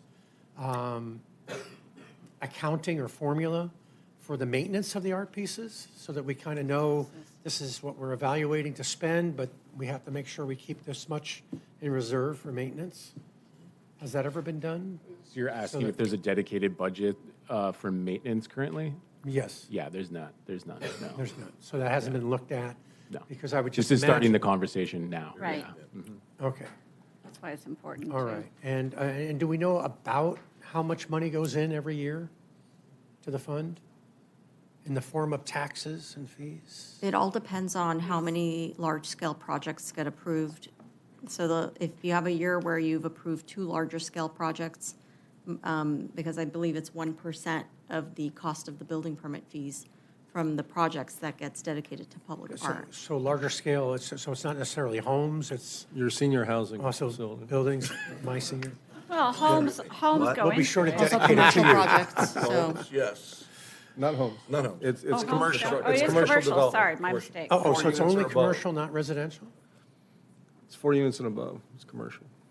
I'll pull that up Or right now. above 4 Okay. units. You know. You can see what I'm going at, is that, as these decisions get made, if there's not enough held, I mean, fortunately, there's enough for us to use now, right? So 4 units. But this is, yeah, and I Great just don't want to question. run the tank dry, Mhm. and then you have a 911, beam falling over, and we don't have any money to fix it, so. great, I'm great gonna- question. I'm going to save my Yeah. question later, and I'll wait. Okay. Okay, so we're looking for that answer. So it's residential development of 4 or more units and every commercial and industrial building project with a building valuation exceeding $500,000 as determined by the building Which official. is everything. Everything, yeah. Okay. Great. So. Not single family. 4 units and more, so that's an apartment building. Right. Correct, But- multifamily. So it does not affect residential? No. Not go- single family, not single family. Not single family, I'm sorry, Correct. yeah, not single family. Single-family fees go to the school district. I believe Separate. there's a developer fee that goes. Separate. Separate, it's Well, separate. separate, It's different. separate, that's what I'm trying to say, though. Okay, Okay? all right. All right, and we can have that discussion, because I think that's actually part of this, Mm-hmm. as Eric was saying, that they're showing what ongoing maintenance could be, so we could set a policy. Right. So, thank you. Without any more questions, I want to open it up to public comment, and then, no, I think Richard. No, Kelsey, I'm you waiting said- until wait. afterwards. Okay? All right, thank you. We're going to have public comment. All right, public comment, come on down. Good evening once again, Stefan Kumpa here. I thought this was a really great exercise. I read through the paperwork, it was kind of a little hard to get through at some points. I also like where the council has hit on this discussion, so I'm very positive on that. Just a few add-on comments. When I was going through the detail, I try to see where that summary cost of $201,000 came from, and I couldn't pull that together from the detail. So if this is presented again, however the spreadsheets are built, it somehow show us where those numbers came from, because I couldn't tie it to the individual projects. Well, on the maintenance budget, absolutely agree. I think that's something that'd be really good and put in the future and give the guidance on that. I noticed that the butterflies in the greenbelt was also not on the list anywhere. Those are pretty damaged. Those might be something we put to rest, but the condition is just horrible that they're in right now. And the other one that's really big here is I think we're hearing a lot of great lessons learned of how we should do our artwork. So coming out of this, one of the side benefits would be to have that, and as we evaluate our artwork proposals in the future, is use that as a guideline, as a test, as a check before they're approved. Thank you. Great, thank you.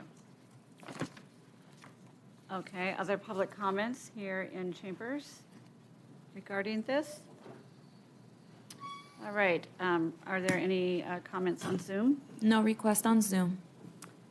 Okay, so I'm going to turn to my colleagues. Councilmember Montgomery. Thank you, Your Honor. I'll start off with the easy one there, Eric. I think on page 771, staff report, we list a priority 2 artworks. I don't know if you can put it on the screen or not. If you have it, don't worry about it. If you can't put it up, sorry.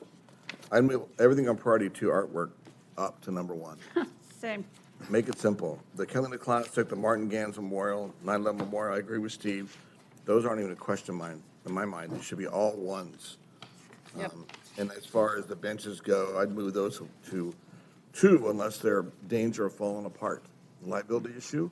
Everything on priority 1 that you show, benches, move down to 2, unless it's the one that's really 3. bad. Wait, I'm not done. Beyond this point lies the rest of the world. When you go to the stop and you stand there with the captain's wheel and it's blue, we should have thought about anodizing metal at the same time, the pier. We should have done it at the same time.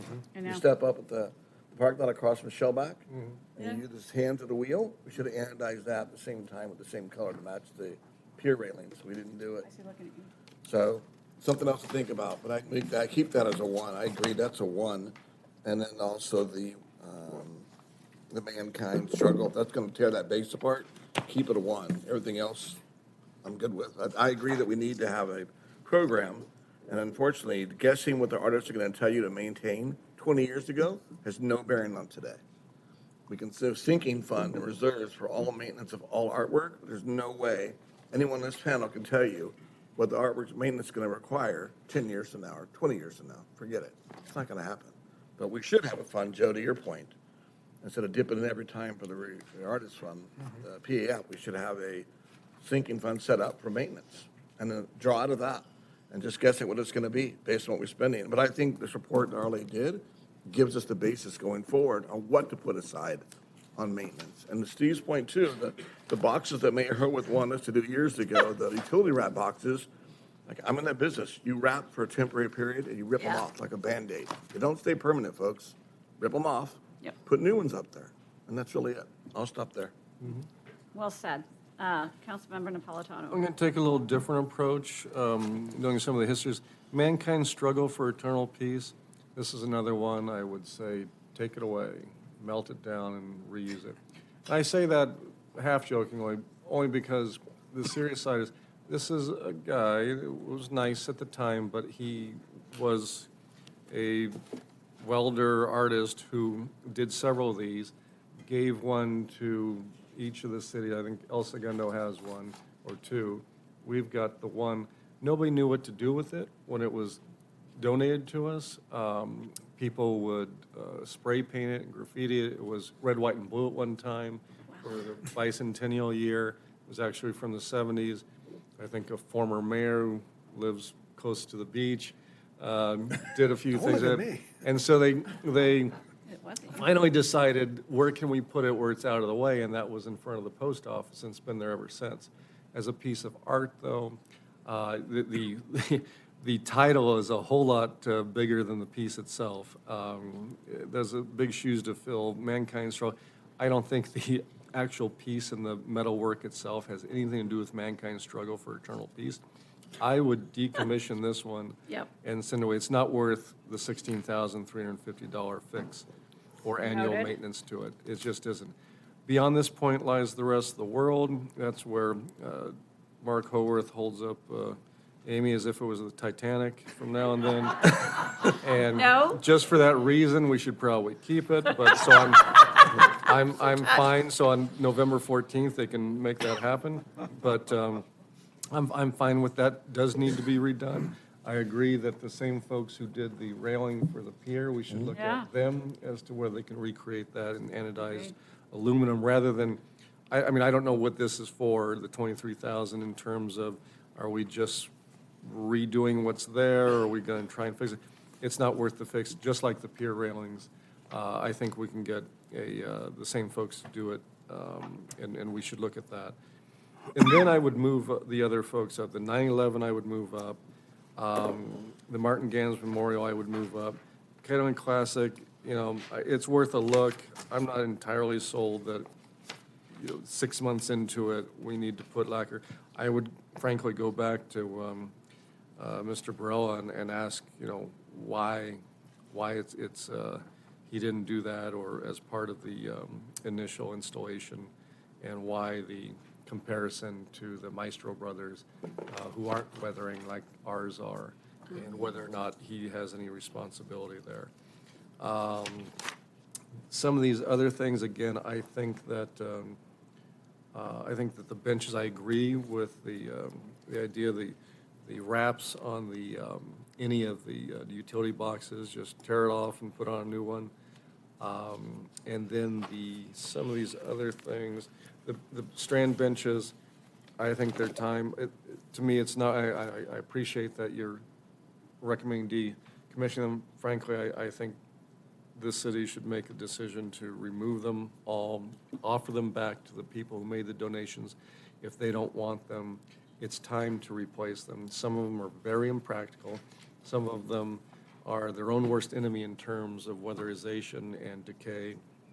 And, you know, the fiberglass, the benches that collect water and maintain it, the ones that just aren't practical to sit on. I think we could do a lot better out there, and we need to, and not make it a, you know, whoever wants to pay the most can get to put their statement out there for whether it's good, bad, or ugly. And then the other piece is, you know, the Leadership Manhattan Beach Community mural, I think it's just too early to do anything with that. Just let it be.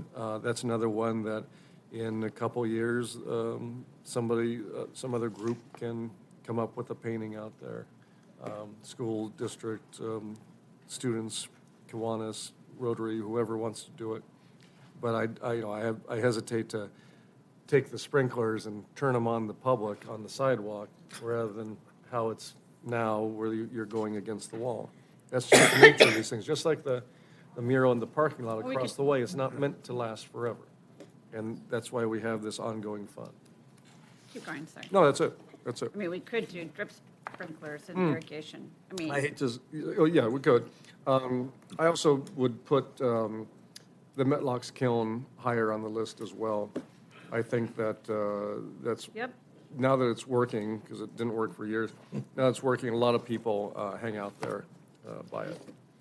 Thank you, Your Honor. And Councilmember Franklin, yes, I'm coming to you next. I do want to say there's a way to sort of think about this, that maybe we don't have to give direction on every single thing, but we definitely probably want to allocate the money, certain amounts of money that might be going to the ones that all of the two of you have talked about in terms of being priority ones.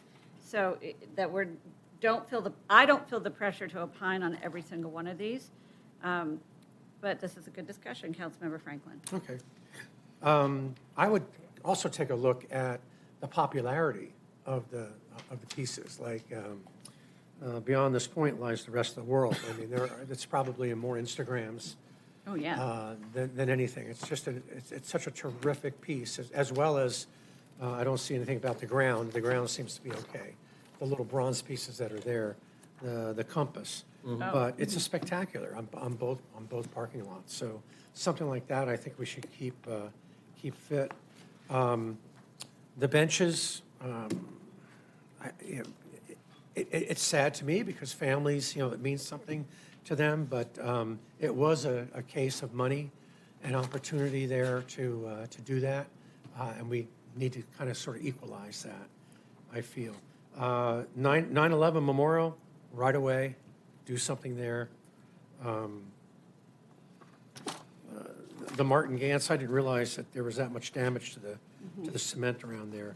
And also, too, there's an example of 30 some odd years, right? That bronze, and I don't know, what did we do to it? It looks, looks pretty good when you see it. And then the kiln. I mean, that looks like you sneeze on it, it's going to come down. I mean, is that the way it's supposed to look? Are they connected very strongly? Are those just aren't stacked? There's a pretty robust internal structure, but yeah, visually it looks a little bit scary. Yeah, there's some bricks that need to be repaired though, sir. But is that intentional, or? I would assume so, yes. Is it? Oh, okay. I mean, from a safety standpoint, I'm concerned about that one. And Lightgate, there's another example. Hundreds, dozens of people come there at the 2 days. Where At November 14th. Yeah, November and. Tens of people show up in November. Gee, More than our budget meetings. Oh, they come here for your birthday, but then they go to Lightgate. Yes. Yes, right. And then February, whatever that date is. So that should be maintained. So. Great. Councilmember Lesser. Before my comment is to essentially approve the recommendations from the Cultural Arts Commission, subject to the comments of Councilmember Napolitano, but I want to keep this moving for tonight, and that would be to follow the template offered by the mayor, namely to allocate the funds that are recommended from the Public Arts Fund and then direct the Cultural Arts Commission to develop a formal deaccession policy. But I'd add to that, consistent with what our conversations have been. Is that a motion? Well, let me. I can do that, but I want to hear what the mayor has to say. But then I would add, we want a discussion of the benches to come back to the council, the new council, to understand what our options are under the agreements. We also want a budget for maintenance of these works going forward. So that would be what I would welcome in a motion once we hear from the mayor. Well, I'm not prepared. I don't want to just say approve the RLA conservation art assessment recommendations. I don't want to do just a blanket one of those. I do want to, I agree that we should direct staff to bring back something on benches because I'm hearing consensus here. I too agree. I think, not every good idea ages well. I appreciate both the fact that they haven't worn so well and that maybe it was something that was, if you had money, you could do, and that's maybe not how we want to be. So I would really welcome, I think there's consensus to bring that back. So I think we can take anything that's about a bench out of here for now and come back to that if there's direction. I think we do need to explore if we need a deaccession policy, but some of these pieces aren't precious, right? Like certain things we have to, that was done by an artist of note, and we have to decommission it and then, check and see if somebody wants it. Not all of the things are like that, but I'd welcome a direction on a deaccession policy. As far as the maintenance goes, one of the other good things about this plan or this report is that it talks about the maintenance that's needed either annually or every 2 years. And so I would welcome, if there's consensus, to provide direction to staff to come back with what the annual maintenance costs are, total, and let's start building that in. And then I would also, before I talk about a couple individual pieces, I think it might have been Mr. Campe who mentioned, thinking about how we talk about art in the future and improving art pieces.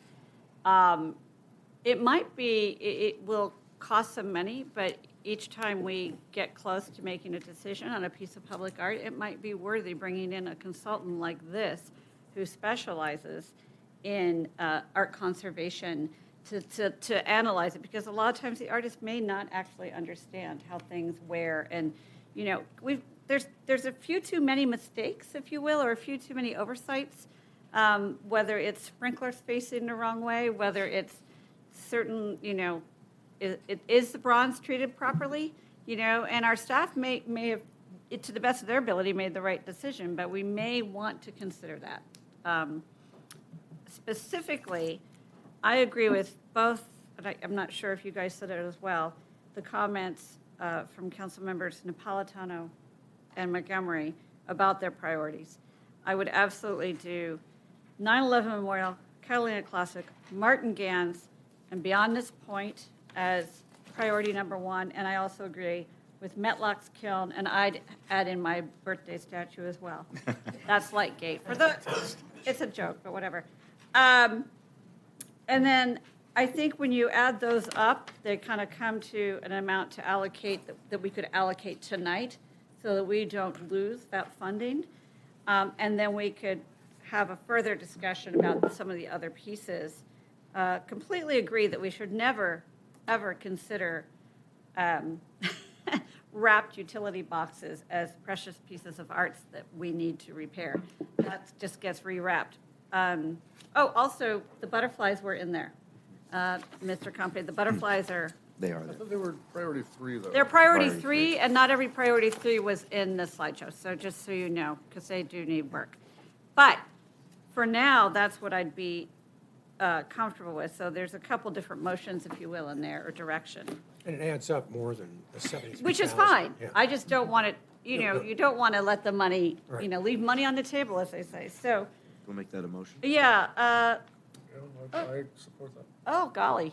So restate Why the don't motion. you make the motion, since this is one of the last? Well, you just I said said the it thing. so well, didn't You I? just said Okay. all of it. You have to second it. Okay. So my motion is to make priority one, to allocate funding for the following priority ones. Beyond, thank you. Oh, thank you, Mayor Pro Tem. Oh, golly. I'm here to help. So, to allocate funds for beyond this point, 9/11, Catalina, Martin Gans, Metlocks, and Lightgate. So that's my first motion. That's been seconded. 9/11. I said it. Yep. Okay.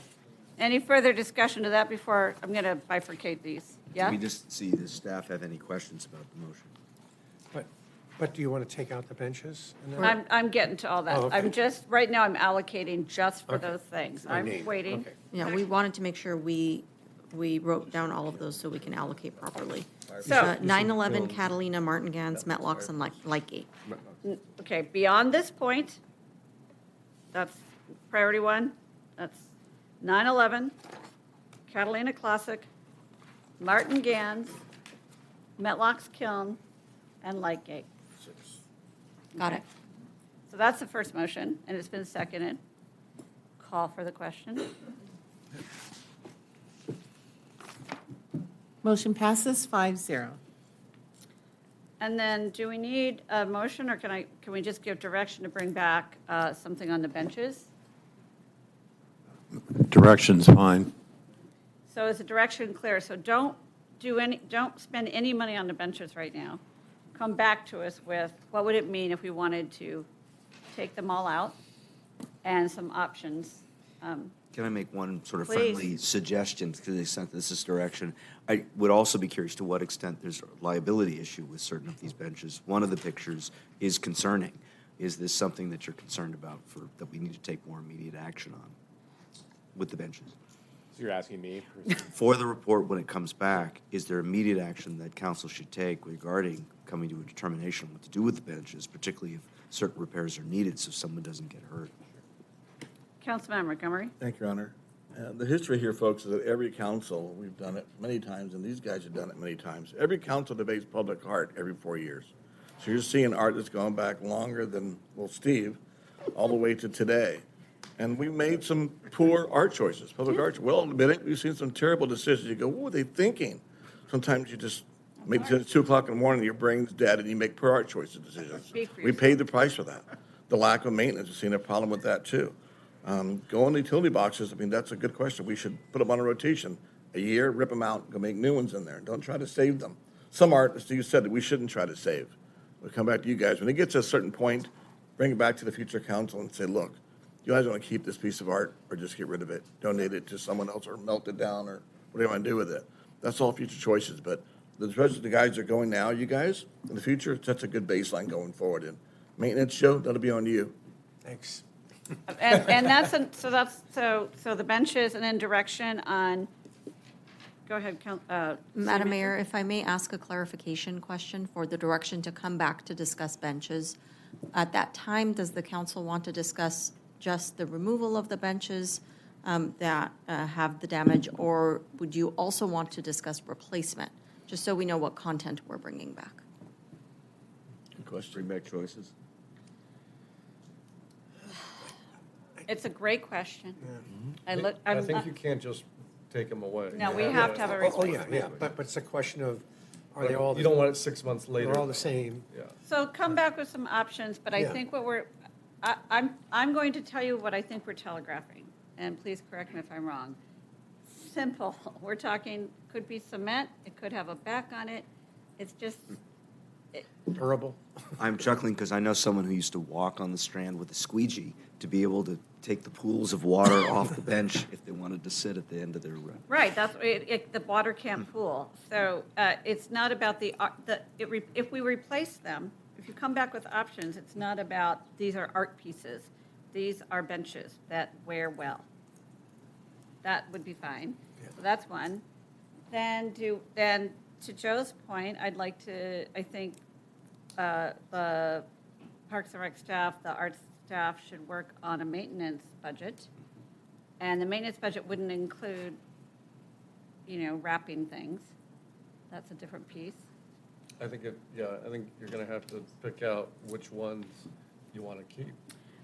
Okay, so that. Should come up with a budget. Okay, that's a great point. we're spitballing up here. You don't want to go through that today? You don't want to get No, rid no, of? it's for future council. I don't care. I'm fine.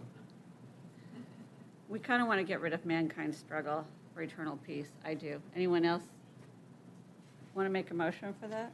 It's not worth spending 16, yeah. Yeah, it's not. We didn't put in the budget to spend 16,000 on it. We didn't put anything in the budget for it. but let's I would move to decommission, deaccession that piece. move it. Even though it represents a certain period of art, Especially. postmodern. It doesn't. Especially. It doesn't. Like the brutalist architecture of this city hall, which should be redone. There's a place with a flower bed out front for it. Okay. Drop it off the pier. So that's been moved and seconded to deascension or decommission. Get rid of it. Call for the question. Okay. There's space on the wall out front there for you. So. Motion passes 4-1. Oh. So let- Now we know should where to have- put it. Oh, wait. along with the Along with the bedrock. You have a truck, my friend. Oh, You have a truck. Can I just say, the reason for my no vote is I'd like to give a little more thought than just, I mean, obviously this group has thought about it, and it's Yeah, a that's last meeting fine. for these two, but I would have given a little more thought with the accession, but I respect the majority. And I respect your, you're right. But there's a bunch of other pieces on here that I'm not, yes, sir. Can I, for that same Please. thing? This is the one decision that has bothered me in all my years. And so I'm going to, if we're going to decommission things, deaccession things, I'm going to make the motion right now because I've given this considerable thought. The pier retaining wall, the tile mural that really should be a showcase of our city and artwork and everything come together. That tile mural, which was a runner-up and a second choice, and everyone finally said, okay, that I would decommission and take off, and that is the greatest canvas that we have in the city to do something with. But what's out there now is ugly, it's falling apart. It's a danger. We're better than that. I will tell you We're why better than that. I'm making it, I'm seconding it. I do agree with you, but also out of absolute respect for your artistic opinion in all the years on council, Yeah. I would like to give you that gift. So Mayor, that's not in the agenda report. So- Future business. That's the future business item. We're going to check. Yeah. It is in the, It's there. There you go. wow. So Go ahead, Councilmember would Lesser. you think of first of all, I know this has been an issue for you for many years. I've heard you say it, and I understand why. But would it be helpful to maybe give direction to come up with a replacement before we direct that it be removed? Because you're gonna do an RFQ from Right. artists to do a replacement. I mean, there were murals there before. We painted one with lots of sea life and all that.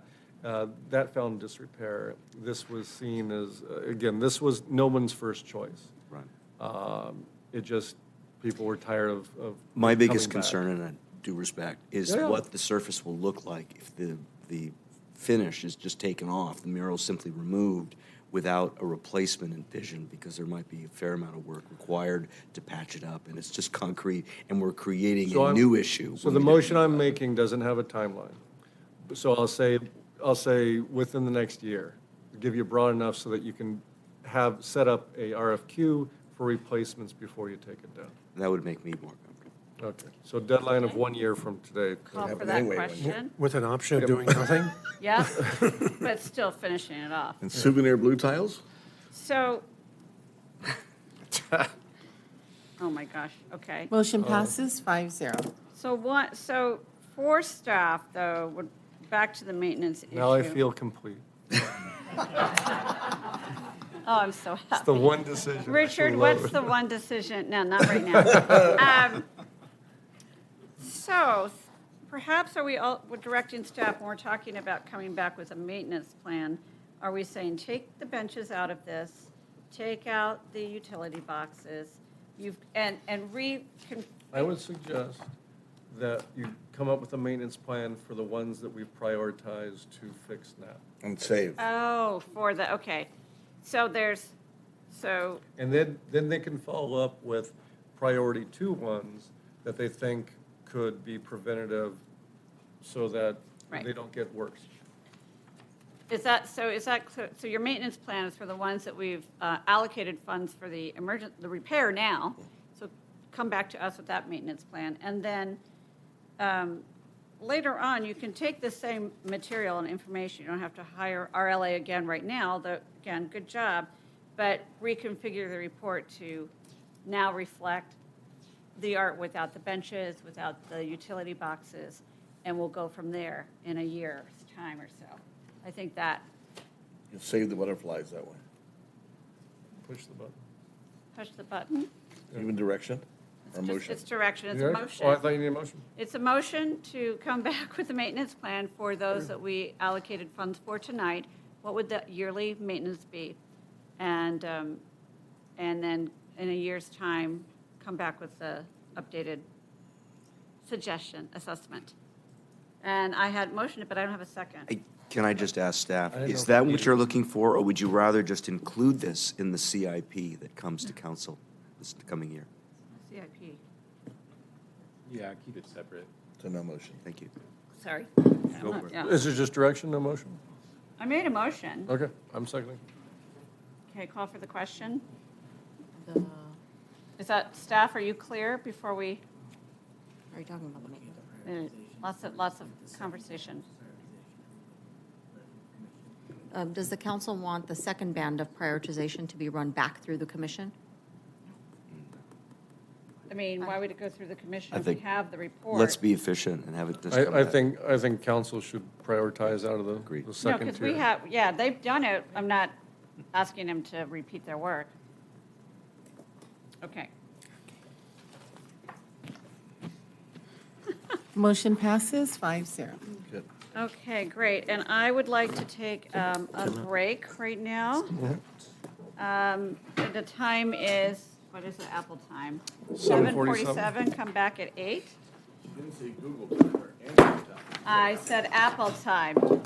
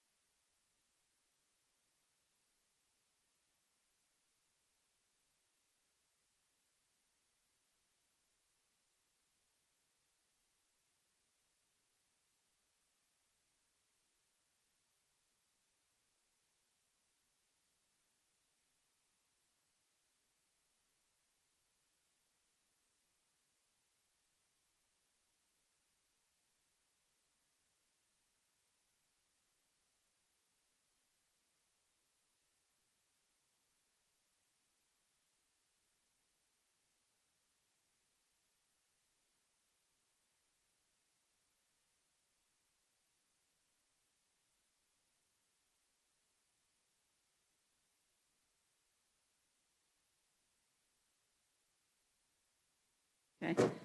Oh, you all just at home just missed such a great joke I made. Okay. Director Lee, hello. Here we are to talk trash. Item 11, consideration of a resolution approving amendment number 2 to the franchise agreement with USA Waste of California, doing business as Waste Management for Integrated Solid Waste Management Services. Director Lee. All right, well, thank you again. My name is Eric Lee. I'm your Public Works Director. Tonight, we're talking about amendment number 2 that we're proposing for our franchise agreement with Waste Management. A little background on this agreement. The city entered into this agreement with Waste Management, now called WM, in 2019. It actually went into effect July 1st of 2020, and it goes for 7 years to June of 2027. The city also has 3 optional years that it can exercise at its sole discretion to extend this agreement until June of 2030. So for a total of 10 years if options are exercised. As part of the agreement, there are annual increases that Waste Management is entitled to request. These are tied to the Consumer Price Index, or the CPI. And since the inception of the agreement, there has been over 24% increases cumulative been granted under the franchise. There's also a provision in the contract that allows Waste Management to request extraordinary rate increases. These have never been enacted under our current agreement, and so it's a little different for us in this regard. And one of the prohibitions in the franchise agreement indicates that increased costs related to labor costs, wage rates, benefits are prohibited to be requested as an extraordinary rate increase. And so, a little bit of history on this. In March, WM submitted this request. They were looking for 2.51% on the residential side and 5.4% on the commercial side, and cited reasons relating to increased labor costs incurred because of the COVID-19 pandemic. At that time, the city manager denied the increase because this is specifically prohibited under the contract. And then in the summertime, in July, Waste Management forwarded their request for council consideration of this request. So then at our August 6th meeting, the council requested that this be agendized for discussion. We brought this back on August 20th, and WM presented their request to the council at the meeting. And during that meeting, the council directed staff to negotiate a limited amendment to address the rate increase request and other issues identified by staff with the agreement, and also to work with the Utilities Subcommittee in coming up with recommendations that we are bringing back to you today. So we met extensively with Waste Management over the last few months, and the amendment before you has a few key components, primarily looking for this extraordinary rate increase to be granted as a special adjustment. This is it's a term of art in the contract. We're trying to differentiate it from an extraordinary increase. It's a vehicle that gets them the same level of increase they're looking for, but does not go against the prohibition on the wage labor rate issues. The special adjustment would be exactly what they requested, the 2.51 on residential and 5.4 on commercial.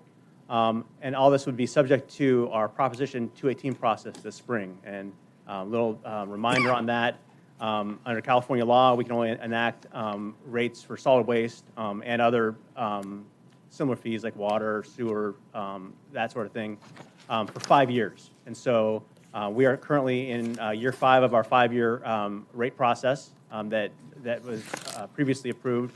And so this spring, we're looking for council to we're going to be presenting the council the request to go out to a Prop 218 process, notify all of our residents about the rates that are going to be proposed. It's a majority protest process, and if we don't get a majority protest from the community, the council can actually enact the rates that are established in the contract with the increases that are anticipated.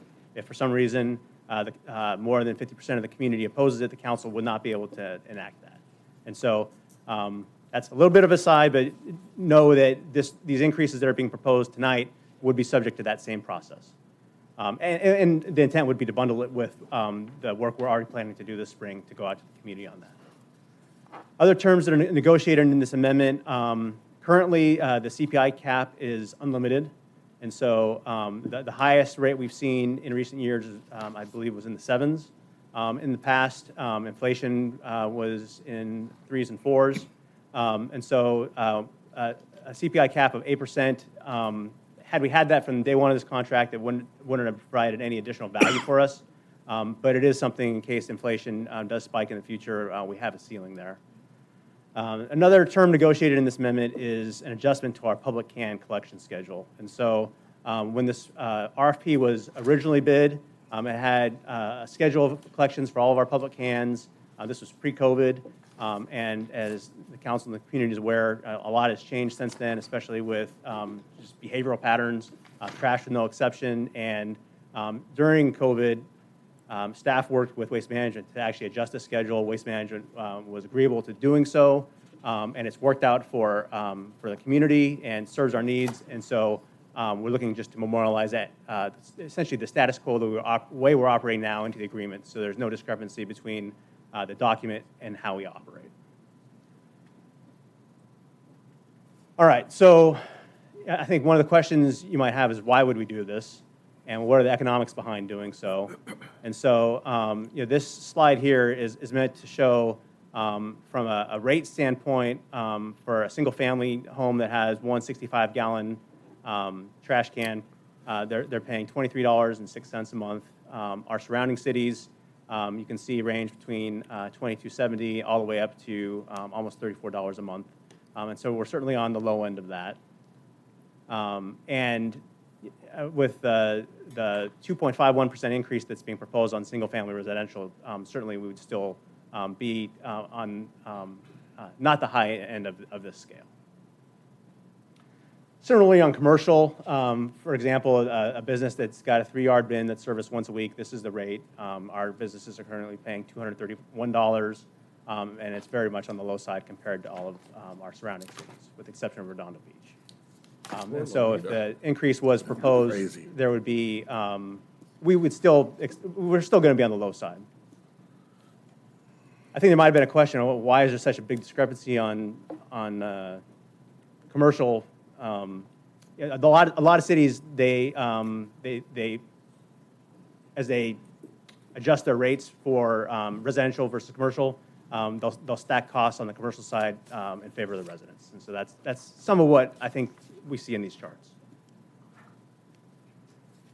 So, yeah, in summary, as it relates to what we're bringing to you right now, as you can see from the information that's been presented, our rates are among the lowest in the region, and we think there's a few reasons for that. One, the city has a history of keenly controlling costs, and we do contract with a knowledgeable professional hauler and waste management that's known our city for literally decades, and we think there's some efficiencies they gain there.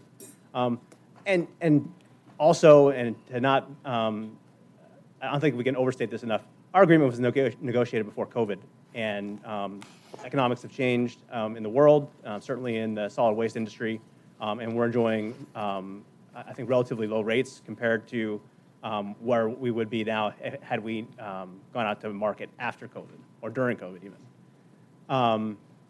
There's also been shifts in the solid waste marketplace. We want to make sure that the council is aware of this since 2019. As it relates to COVID era changes, costs of employing commercial drivers have significantly increased for the solid waste industry. And so essentially these drivers are more sought after, and wage rates in the industry have been going up.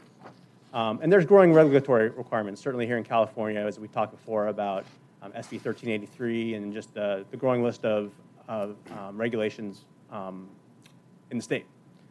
And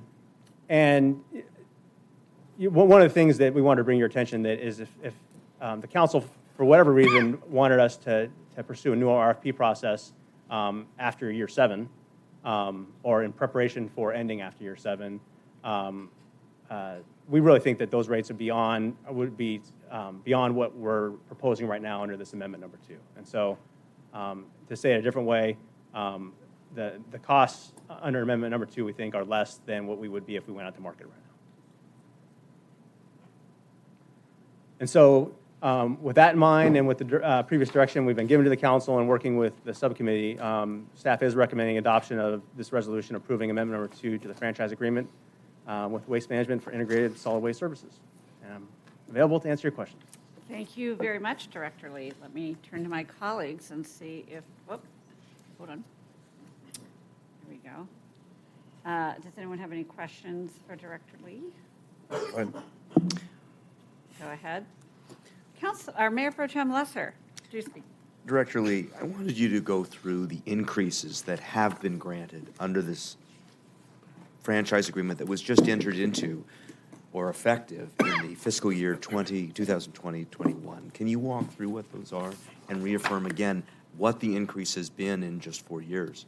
You mean the CPI increases? The year-by-year CPI increases? Year-by-year CPI. Yes. So in aggregate, it's about 24%. The first year in fiscal year 21, it was 3.2. In fiscal year 22, it was 3.5. In fiscal year 23, it was 4.7. In fiscal year 24, it was 5.2. And in fiscal year 25, most recently, it was 7.3. You've indicated that the underlying franchise agreement prohibits increases on the basis of labor costs expressly, right? Correct. But nonetheless, WN has come forward and requested this special adjustment because of all the things you just indicated. This agreement was negotiated before COVID. There have been additional waste treatment issues, correct? What's to stop WM from coming back within our 7-year period again and saying they need another special adjustment? I think the short answer to that is nothing. And in our discussions with WM, they have a desire to continue to request extraordinary increases in future years as they would be allowable and considered by the council.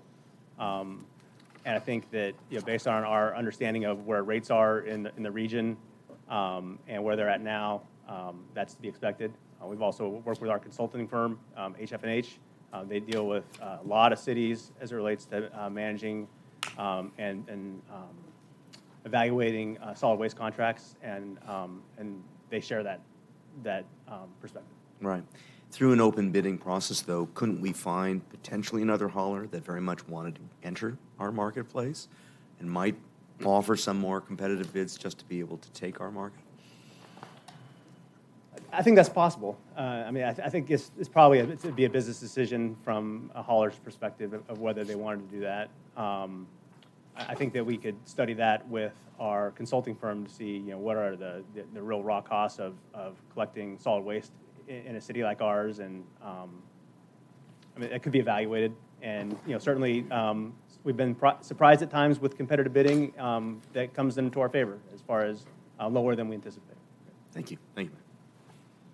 Councilmember Franklin. Yes, thank you, Mayor. So on page 782 of the staff report, it indicated that WM was reaching out to our commercial clients. And there was really no specific feedback that was received. It just said that they reached out to them and answered any questions the organization had. Do you get a sense of what our commercial neighbors are thinking about this? No specific feedback that we received either from the chamber or the DBPA or the North Manhattan Beach bid. Waste Management did report to us that they conducted outreach to those 3 entities as directed by the City Council. And in our regular conversations with representatives from those groups, we haven't heard any feedback. Certainly, we didn't get any calls from them indicating anything contrary to what we've indicated in the report. Was that there was a general understanding of why this was being requested. But I would note that our partners from Waste Management are here in the chambers, and they can certainly probably speak better to that than I can. Have you heard anything? I have not. From the businesses? And then, so it's basically a renegotiation. Is there anything else? I mean, I'm sure you would have brought it up in your discussions with them, but is there, like I had noticed that the city staff is removing the trash from the pier. and yet WM seems to be doing it along the, along the Strand and things like that. Is there a reason why we couldn't ask them as a quid pro quo to do the collection and on the pier and free up our staff time to? That's certainly something we could engage them on. Right now, our staff pressure washes the pier and conducts all the maintenance on the pier, and so there's some efficiencies that we gain with our staff already being there, rather than our staff being in the morning and then also deploying a waste management crew to handle that. So there would be some redundancy that we would be building in as far as foot traffic. And I'm not convinced that Waste Management would be agreeable to perform that extra work without additional rate increase. And how would they do that? Aren't the rates fixed, or except for the CPI? Well, those cans on the pier have not been maintained by Waste Management in probably decades, if ever. I think if they did service them, it predates anyone currently on the public works staff right now, and so I would assume they would indicate that picking up those cans, some of them are, I should know the length of the pier, but it's hundreds of feet from the street, qualitatively different than adding an additional can, say in our downtown that's just on a different corner, and so I would think that the costs would become a factor for us. Okay, and so the cumulative percentage is about 24% just from 2021, right? So in 3 years, it's gone up? I think that was 1, 2, 3, 5. Five. 5 years. Five fiscal years, so 21, 2, 23, 24, and 25. Okay, and so the last one, 7.3, seems pretty high, and I know it's a CPI, so I know it's there. So is this sort of in arrears? The CPI comes out, and then it takes us a certain amount of time to... Yeah, so that there's a special trash and garbage index within the CPI calculation that we are anchored to. So it's not the general CPI for, say, the LA really? region. And so it's very specific for the solid waste industry. And I'm not an economist, but CPI is a lagging indicator. And so when prices increase, downstream CPI increases.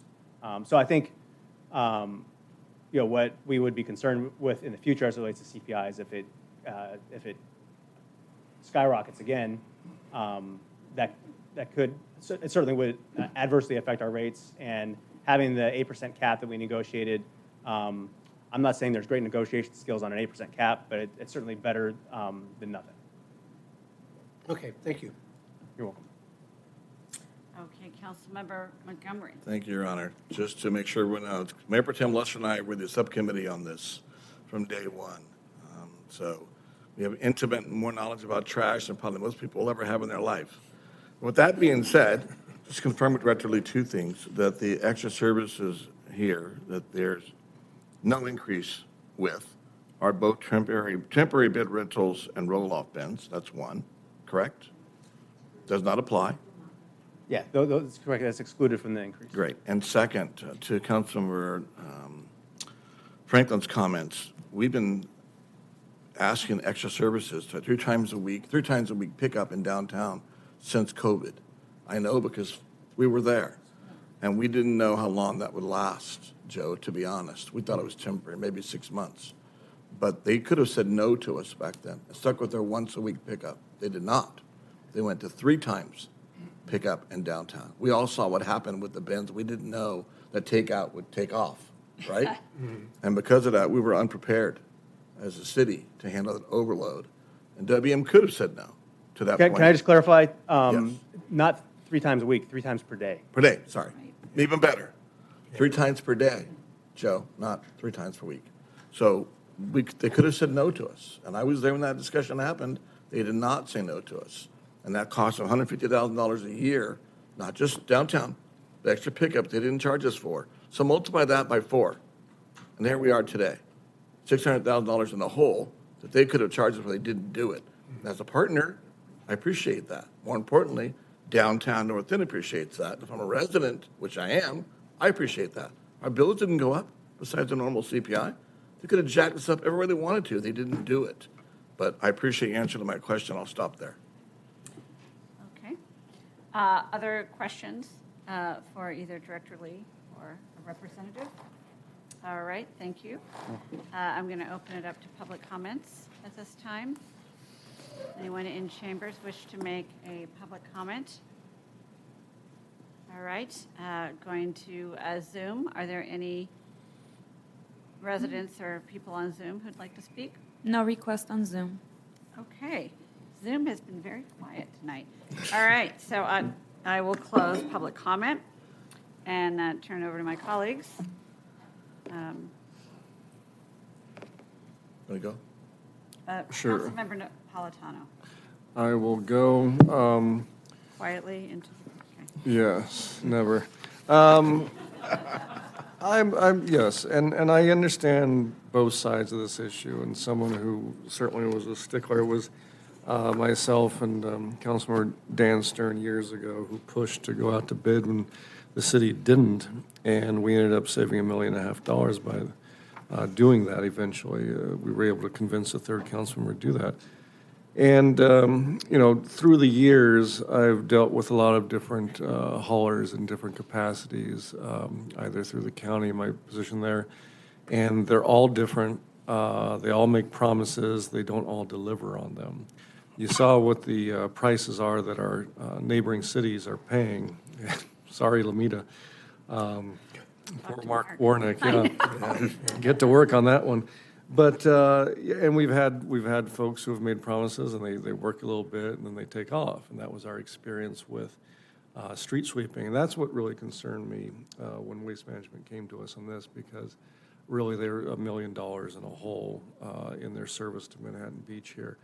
And we have a solid contract and we paid good money to negotiate that contract, but I'm going to say now what I said a few months ago, and that is we want to be good partners, though. We can't sit there and expect a contractor to go $1 million in a hole per year and expect that quality service to continue, to expect the care and the extra mile that they have gone in different situations, do that. And also, I think we want to maintain a good relationship for when that future contract is negotiated, because when we go out to bid there, you're going to see a lot of differences, and it's going to increase.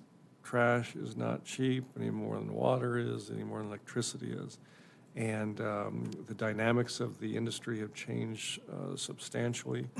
And, because of that, we can push, we can maintain our stance, but I think that does us more damage in the long run than being good partners in this, making sure that at least they're whole, if not, making a huge profit off us. At least they're whole, and we get the services, and we still maintain one of the lowest rates in the area. And for that reason, I can support this. It is an increased cost to our businesses and an increased cost to our residents. I'm very cognizant of that. But what we don't want to do is them to pull out of a contract, and we, sure, we can assess penalties, but then we need to find someone else to pick up the trash for us, find another hauler, go out to bid. All that takes time, and then paying a whole lot more than what we would be paying now.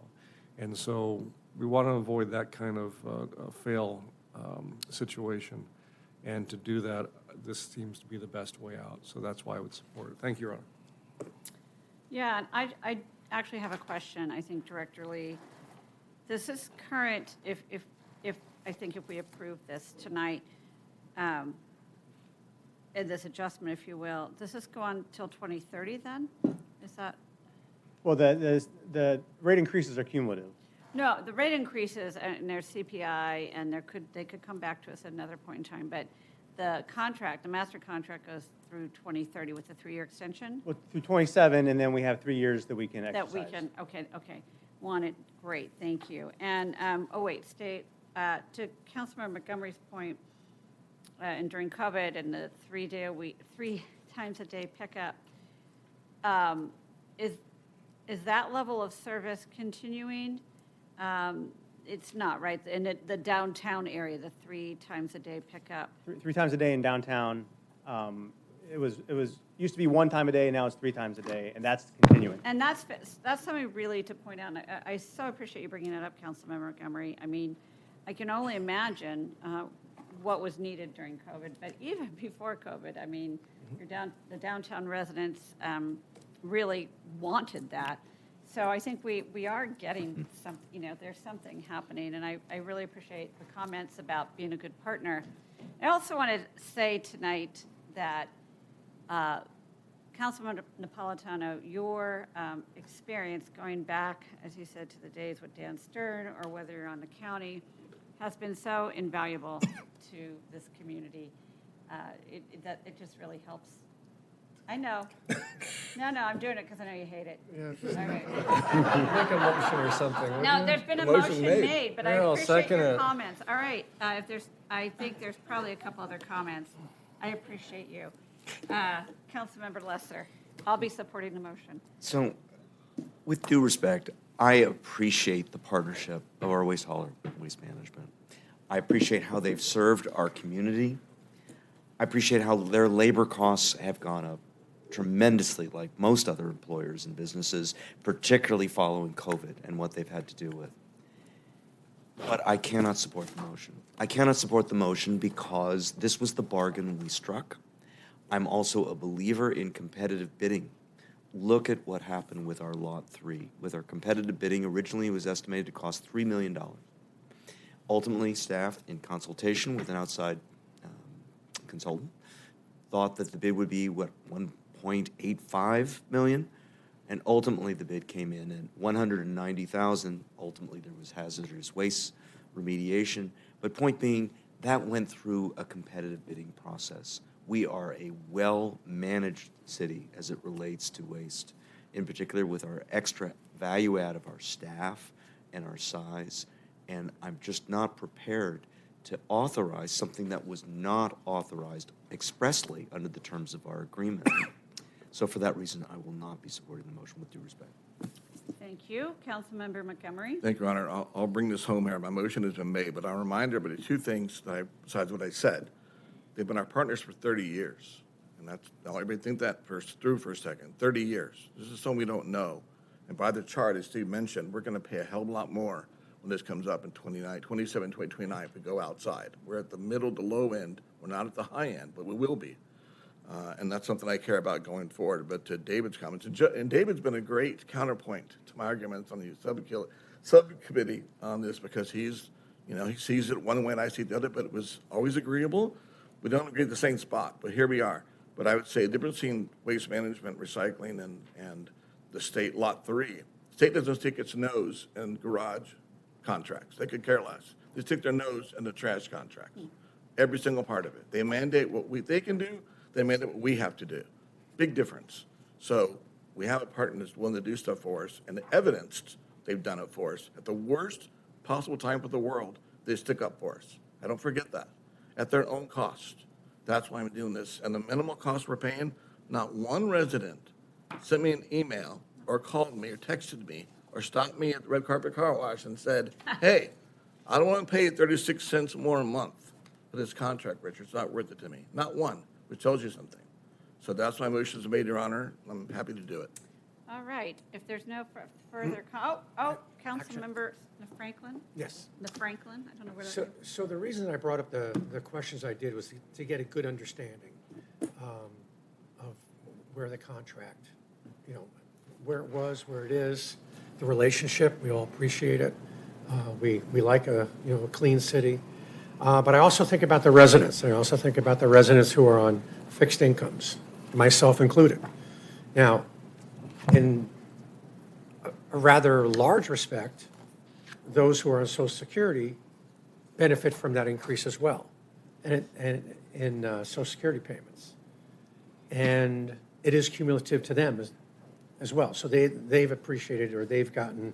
And that's why I asked about the numbers, because it didn't quite match up with the CPI on the consumer, that something like Social Security, which is important. I used to know the demographics off the top of my head, but to our many residents who are on fixed income, it is reasonable enough that I think even they, and to your point, you haven't heard, and we usually do hear from people when it's going to be too much. So that's the only thing I was concerned about was, is it going to be up too high? And then it's the cumulative inflation that really gets to hurt people, you know, in their budgets and the like. So, ready for the vote. Great, thank you for your comments. All right, I'd like to call for the question.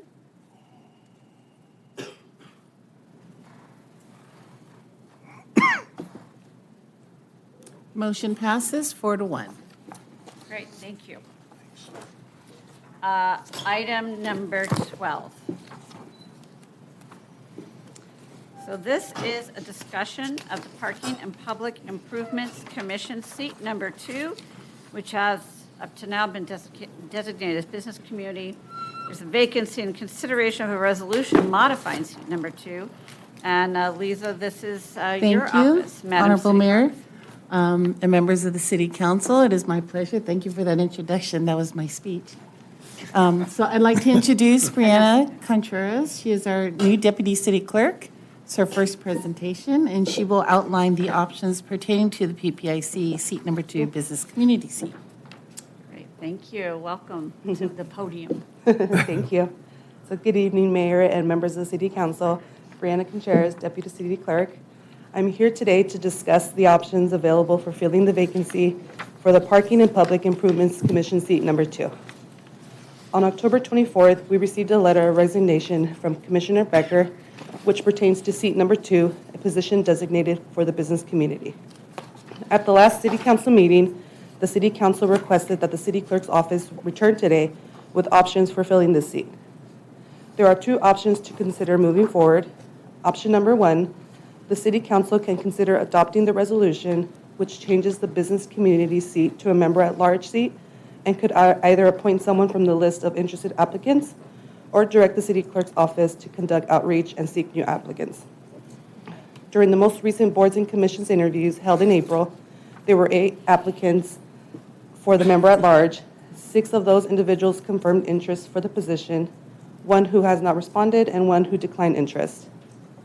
Option number 2, because there are no interested applicants from the April 2024 boards and commissions application process for the business community seat, the City Council may choose to maintain the business community designation for the seat and direct staff to conduct public outreach for potential applicants for the business community seat for interviews and appointments in February, or direct the City Clerk to keep the seat vacant until April 2025 annual boards and commissions application process. That concludes my staff presentation. I am happy to answer any questions. Thank you. All right. Colleagues, questions for Brianna? I'm not going to torture her. Oh, thank you. Okay. The torture will go to the Mayor Pro Tem.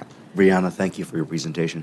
My understanding is there are several commission seats that are now going to be vacant beyond this one. Can you name what those other commission seats are, of course. including the next item on our agenda tonight? Yeah, of course. So the other one is our next agenda item. It's on Cultural Arts Commission. And another one, you'll see it on the December 17th agenda. That's for Library Commission. And just if I understand, with option 1, we could, as a council, declare that the PPIC seat for the business member is no longer going to be specific to the business member and just open, but we could also reopen the process for applications for this seat as well as for the 2 other commissions before May. So that way the new council could have a choice on who sits in those seats. Is that correct? That's correct, yes. Thank you. Okay. I'd also like to add that we did speak to the 2 liaisons, and they were okay with waiting until the April 2025 boards and commission process. So that would be so any open seats would wait till then? Correct. But we would still have the discussion about whether it has to be a business member or not. Correct. Okay, yeah, that's what I understood. Okay. Any other questions or comments? Okay, thank you. We're going to open it up to the public. Exciting topic.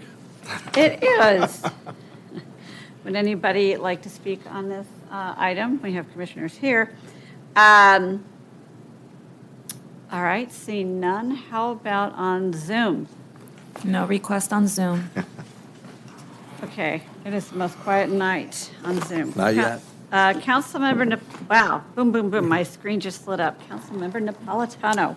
Thank you, Your Honor. I'm for option one. I think that we need to change the designation from business community to member at large. I think that that's just been proven over the last several years where they have struggled to get anyone from the business community to serve on PPIC, and being the case, why keep it that? We can also keep in mind any of the applicants who might be business people, but there's no sense really in designating them, considering what PPIC does and everything else. We don't do that for planning commission. We used to have an architect and all these things. We've been better served by just having it open, and so I would support that. I also support, we've got folks here. I'd also support appointment tonight. I don't think there's any reason to wait till April. I wouldn't want to see issues come before the commission that were 2-2 votes. We've had that before at Planning Commission, and it wasn't good, so I would rather have a full commission at all times. Okay. Councilmember Montgomery. Thank you, Your Honor. Councilman Napolitano took my speech away from me. Thank you, Steve. So I'll just withdraw my comments and go on from there. Councilmember Lesser. So I should disclose that I formerly held this seat on the Should you? Parking and Public Improvement Commission 20 years ago. Did it help to have a business in the community serving on the commission? Occasionally, but I think it would be just one of the factors our council and future councils would consider in evaluating the different candidates. So I'm fine with waiving the requirement to make this a specific business seat and opening it up to others. I would be inclined to defer this to the next council and allow them to make the choice. We have 3 vacancies. That's enough in my mind to be able to do an open call for those who would like to serve and see what sort of response we get even before April, May. Oh, before April. Okay, so interesting. Okay, Councilmember Franklin. Thank you, Your Honor.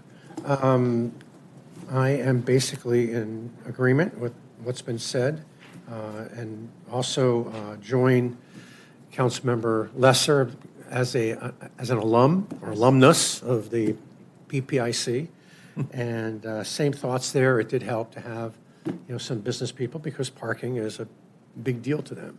But I think it's a big deal to everybody, and you'll get a balanced, and their meetings are open as well, and they can get people to come or not come and talk and express their thoughts about it. So I would say make it a member at large. The reason I would like to defer is I see the names here, and I only know about 2 or 3, and I didn't do my homework, I guess, and go back to my old book and see their resumes and so I'm kind of not quite prepared, but it would also be good to give the other 2 new members of council an opportunity. So I would say do it before April, but not tonight. Okay. I think we are in agreement about amending the PPIC's membership requirements.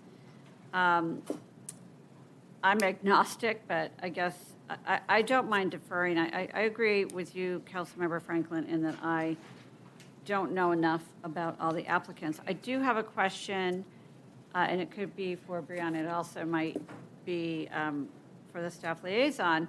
How many are on the PPIC currently with? 5 seats right now, and there's 4 member at large and 1 adult seat. But it has. 1 business community seat. How many people are seated in it, though, so we've got Kit who's resigned? Right now, currently 4. Oh, 4, okay. So I know there's a big issue coming up for them, but I don't feel qualified to make a decision on these folks. So I'd be inclined to wait as well. So that would be, Councilmember Montgomery? Thank you, Your Honor. I made a motion because I'm with Steve on this one. I think that's, I can tell you, a difficult spot to fill when you limit it, and you get a second bite at the apple, someone wants to do it, but to carry it out another 5-6 months, you're not going to know every single person that applies, ever. But you've got people that we know here, so why delay? So you've got someone to fill the spot until April. and then you may appoint until May, so you're going to carry it through 7 more months. Makes no sense to me. So I think you have enough people there. We've all done this before. Not our first rodeo, as the mayor would say. So you've got qualified people that are sitting in front of you. Appoint tonight, and then you get a second bite at the apple on April 25. Do you want to put someone in the business community? You find someone, then put them on there. If not, you have to appoint from wherever they're going to go. Well, I agree it doesn't have to be from the business community. I was just saying, hold off until we do an open call for vacancies. So I agreed that it doesn't have to be from the business community. I mean, I would say that the counter is that you've had people advertise this for months. Not the first time we've advertised to people. We used to be in some commissions. We interviewed all these folks. You've interviewed, yeah. We were talking about the wealth of applicants. All right. Councilmember Franklin, did you? No, I'm saying they're not. Well, I was Why wondering. not? I just can't. I was wondering if we don't have, we don't have to wait till April. I mean, the next meeting is going to be January 21st, so maybe assign it then, and then they come back the first meeting in February. So you'd have February, March, you'd have like Yeah. 3-month jump on it. Hey, up to 3 of you guys, whatever you want to decide. I was making a motion. Yeah, so do you want to withdraw your motion? No, Or- let you guys vote it down. All right. I'm setting a precedent All that we have right. open seats, fill them. All right, Not drag them out. Let's call for the question. Let's call for the question. So can I just confirm, so can try. the motion is to adopt the resolution, changing it from business community to a member at large? That's my motion, and- yes. And defer the appointment, Not defer. not defer, to appoint Fill tonight? it. Open seats, Right. fill them. Okay. Wait, can I make one. a substitute motion at this point under Robert's Rules of Order? You can. That way we can go out with a green light together as opposed to just a red and green. Hold his hand there, Steve. The substitute motion would be to make the change with option 1, but to defer the appointment until the first meeting in January? Or is it the second meeting in January? It's the only meeting in January. The only January meeting. Can I make a substitute to the substitute? Sure you can. Yeah, technically, yes. You can amend. Put everybody on the hot So seat. does that mean I need to accept the amendment? Depends on who calls first. Okay. I like that substitute motion. That was, so, but wait, it was already seconded by you, correct? I withdraw the second. You withdraw a second, okay. So there's no motion on the floor right now. I see you. I know what you're doing. Played. Okay, so, So I've made a motion. no, you have, now you have. I've made a new motion, which is to adopt option 1, make it an at-large seat, all 5 seats, and have the recruitment, have the direct staff to post the notice for, thank you. Accept applications Okay. and do the process at that first meeting in January. And these people, I would also consider, Absolutely. they don't need to reapply. Absolutely. Although I would like to see their applications when they come back so it can be jogged for those that I don't know. So this is going to open it up for more applications? Correct. In case. Kick the can down the road. Yeah. I mean, a we month. tell all these folks that we're going to hold on to them for a year. And now and we usually advertise We have a motion in and a April. second. That seems unfair. All right. All right.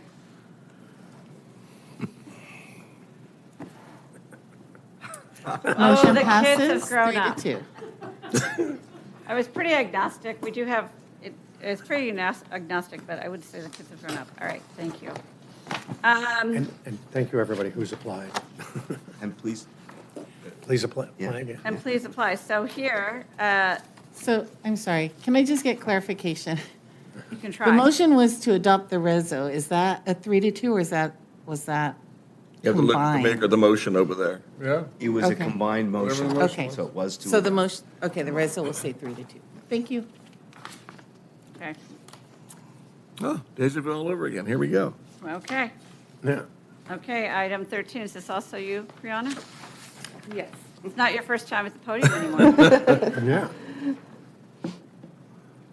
Good evening, Mayor, members of City Council. Brianna Contreras, Deputy City Clerk. I'm here today to discuss options available for filling the vacancy for the Cultural Arts Commission, seat number 5. On November 18th, we received a letter of resignation from Commissioner Dohner, which pertains to seat number 5, a position designated for member at large. There are 3 options to consider moving forward. Option 1, the city council can choose to appoint from the list of interested applicants. During the most recent boards and commissions interviews held in April 2024, there were 2 individuals whose names are provided on the staff report who confirmed continued interest in the position. Option 2, the city council can direct the city clerk's office to conduct public outreach and advertise the vacancy for interviews and appointment in February.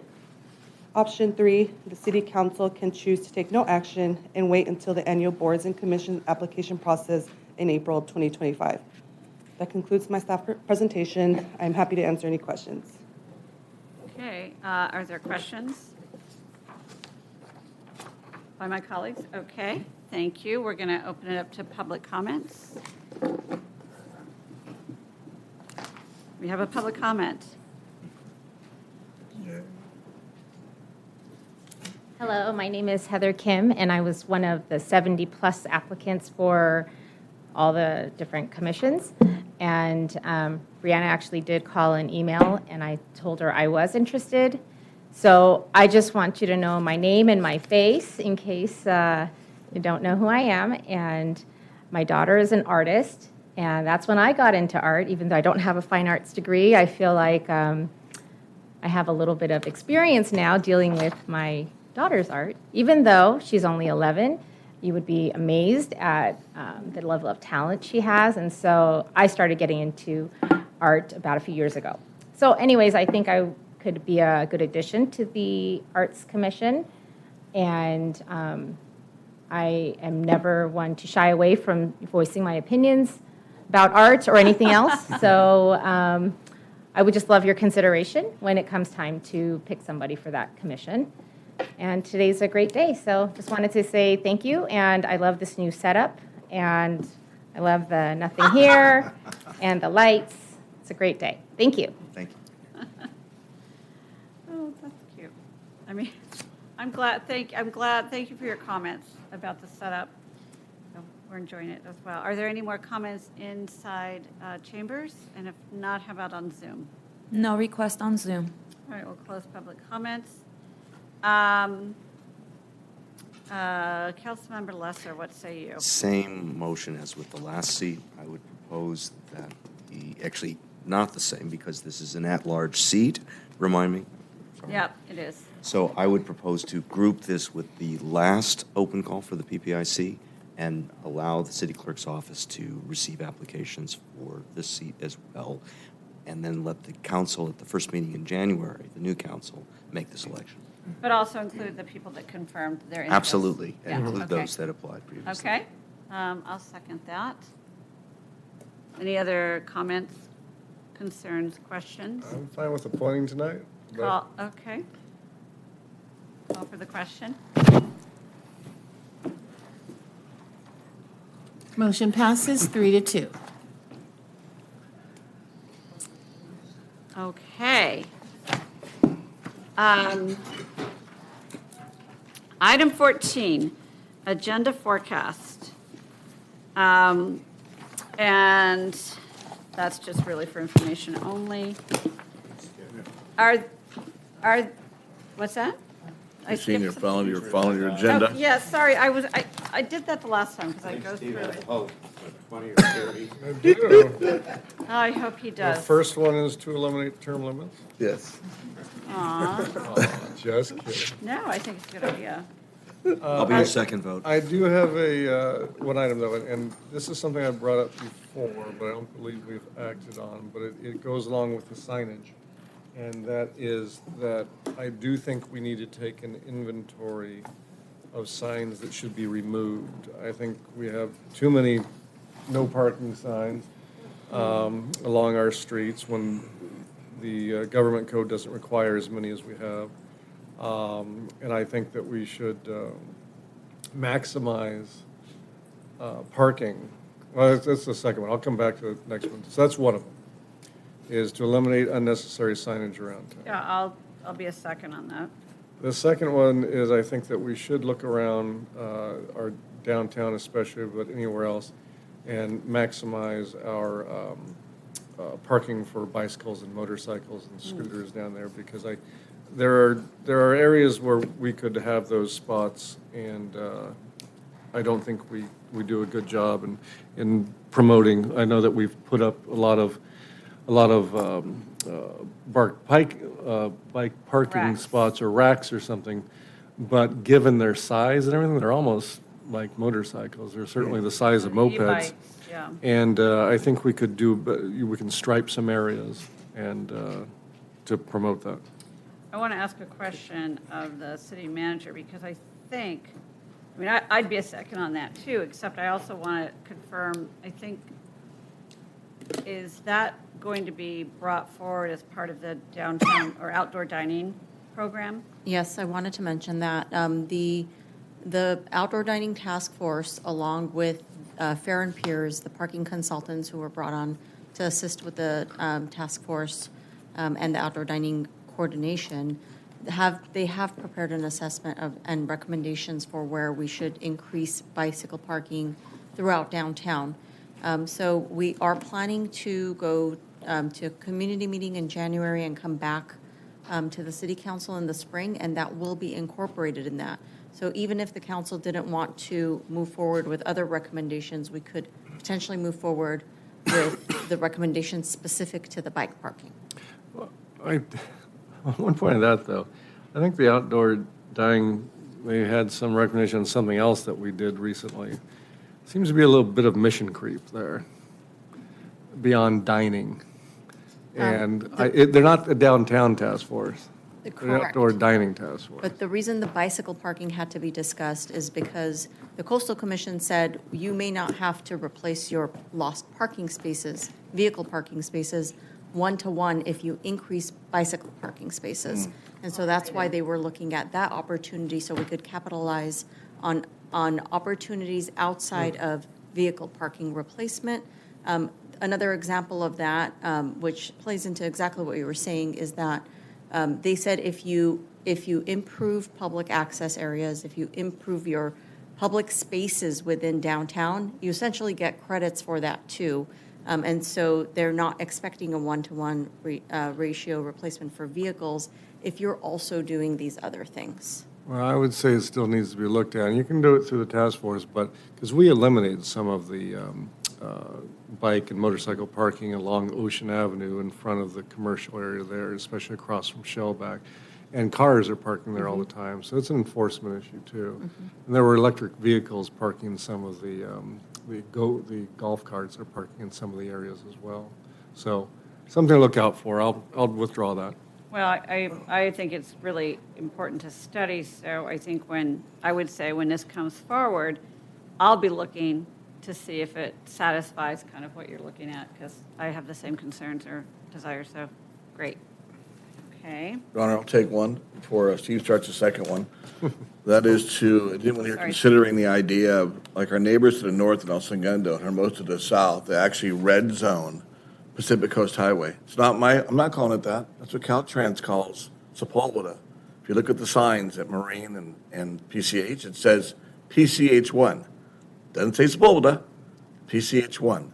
So looking at red zone until 2 o'clock, our biggest traffic jams, I wish Eric was still here, I'd say it, but the biggest traffic jams we have are southbound, traffic engineer, southbound from Rosecrans all the way down to Artesia until 2 o'clock is the heaviest crush. And one thing pictures of it, there's cars parked in number 1 lane close to the curb, and we have to all zigzag around this person. They stack up all the way. All I'm saying is making all of PCH from Rosecrans all the way to Artesia red on that side, and then 2 o'clock going back the other way. That's where the biggest crush is. You're wondering why cars don't move? Because they let people park there. They can park on the side streets. Most people have parking behind their stores. But till 2 o'clock is the biggest crush. Go at lunchtime, Joe, and just try to drive through from Marine to Artesia, and it's chock-a-block full. You can't go anywhere. But at 2 o'clock, God must part the way, and something happens, and all of a sudden, it's free again. But that's one suggestion, is to look at that red zone all the way, at least from Marine to Artesia, so what cars time? can get through. 2 o'clock. It's not like that now? No, so you only have 2 hours. You only have 3 2 o'clock. times. I'll make it fun and be your second. So he was my second. Okay. There it is. As long as you refer to us as Sepulveda. A lasting That's right. gift. I have a procedural question. So if there was a desire of council to have the PPIC study something, it would first need to come to council as a Brown Act noticed item to get that direction, correct? We cannot just do so tonight. Okay, thank you. All right, great. So you have those. But they only have 4 people. Yeah, it'll be a tie. 2-2. Yes, I see you, and I'm, Yeah, yes, I Madam wanted Mayor. to So let them. we ripped ahead there, and I just want to go back to Councilmember Napolitano's suggestion about the enhanced bicycle. So I've been talking with traffic engineer Eric Zvansfleet about bike corrals, specifically where there's a red curb now, is building that out. And so that would prohibit any truck or anything that would obscure the vision, to obscure looking down the street. You can't see through a truck, but you can see through bicycles. And to use some of those red zones now, from what I understood, he's evaluating that now.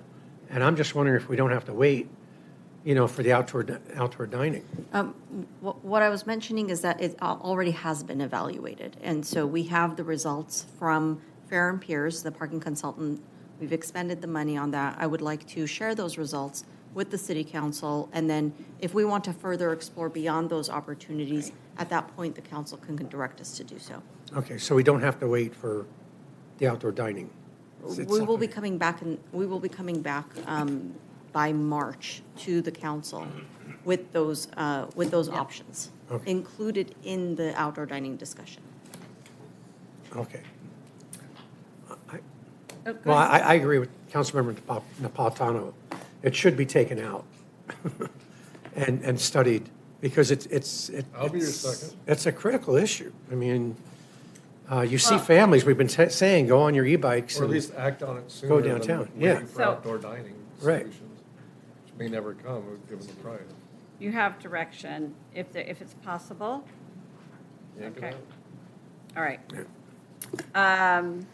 I skipped over city council reports, including AB 1234. Are there any? Okay. All right. City manager, do you have a report for us tonight? I do not, thank you. Darn. Mr. City Attorney. Not tonight, unless someone has 9 o'clock in the pool. I did. No, I'm proud of us. Well, at this time, we're going to do a special adjournment. If you would rise with me. And I think we have a picture. Yeah. Tonight, we're going to adjourn in honor, remembering Don the Baffler Lastra, a retired Manhattan Beach police officer. Police badge number 117. He passed away peacefully on the morning of November 19th. Don was truly a character who definitely lived a colorful life. He was an Army veteran, a talented musician. In fact, he was an original member of the Manhattan Beach Hyperion Outfall Serenaders. Don was a referee for roller derby and affectionately known to the old MBPD members as the Baffler. Don retired from the Manhattan Beach Police Department in 1990 after serving the city of Manhattan Beach for 28 plus years. So join me in a moment of silence, remembering this man who probably wouldn't want a moment of silence, but since the Hyperion Outfall isn't here to sing him to his rest, join me in honoring him.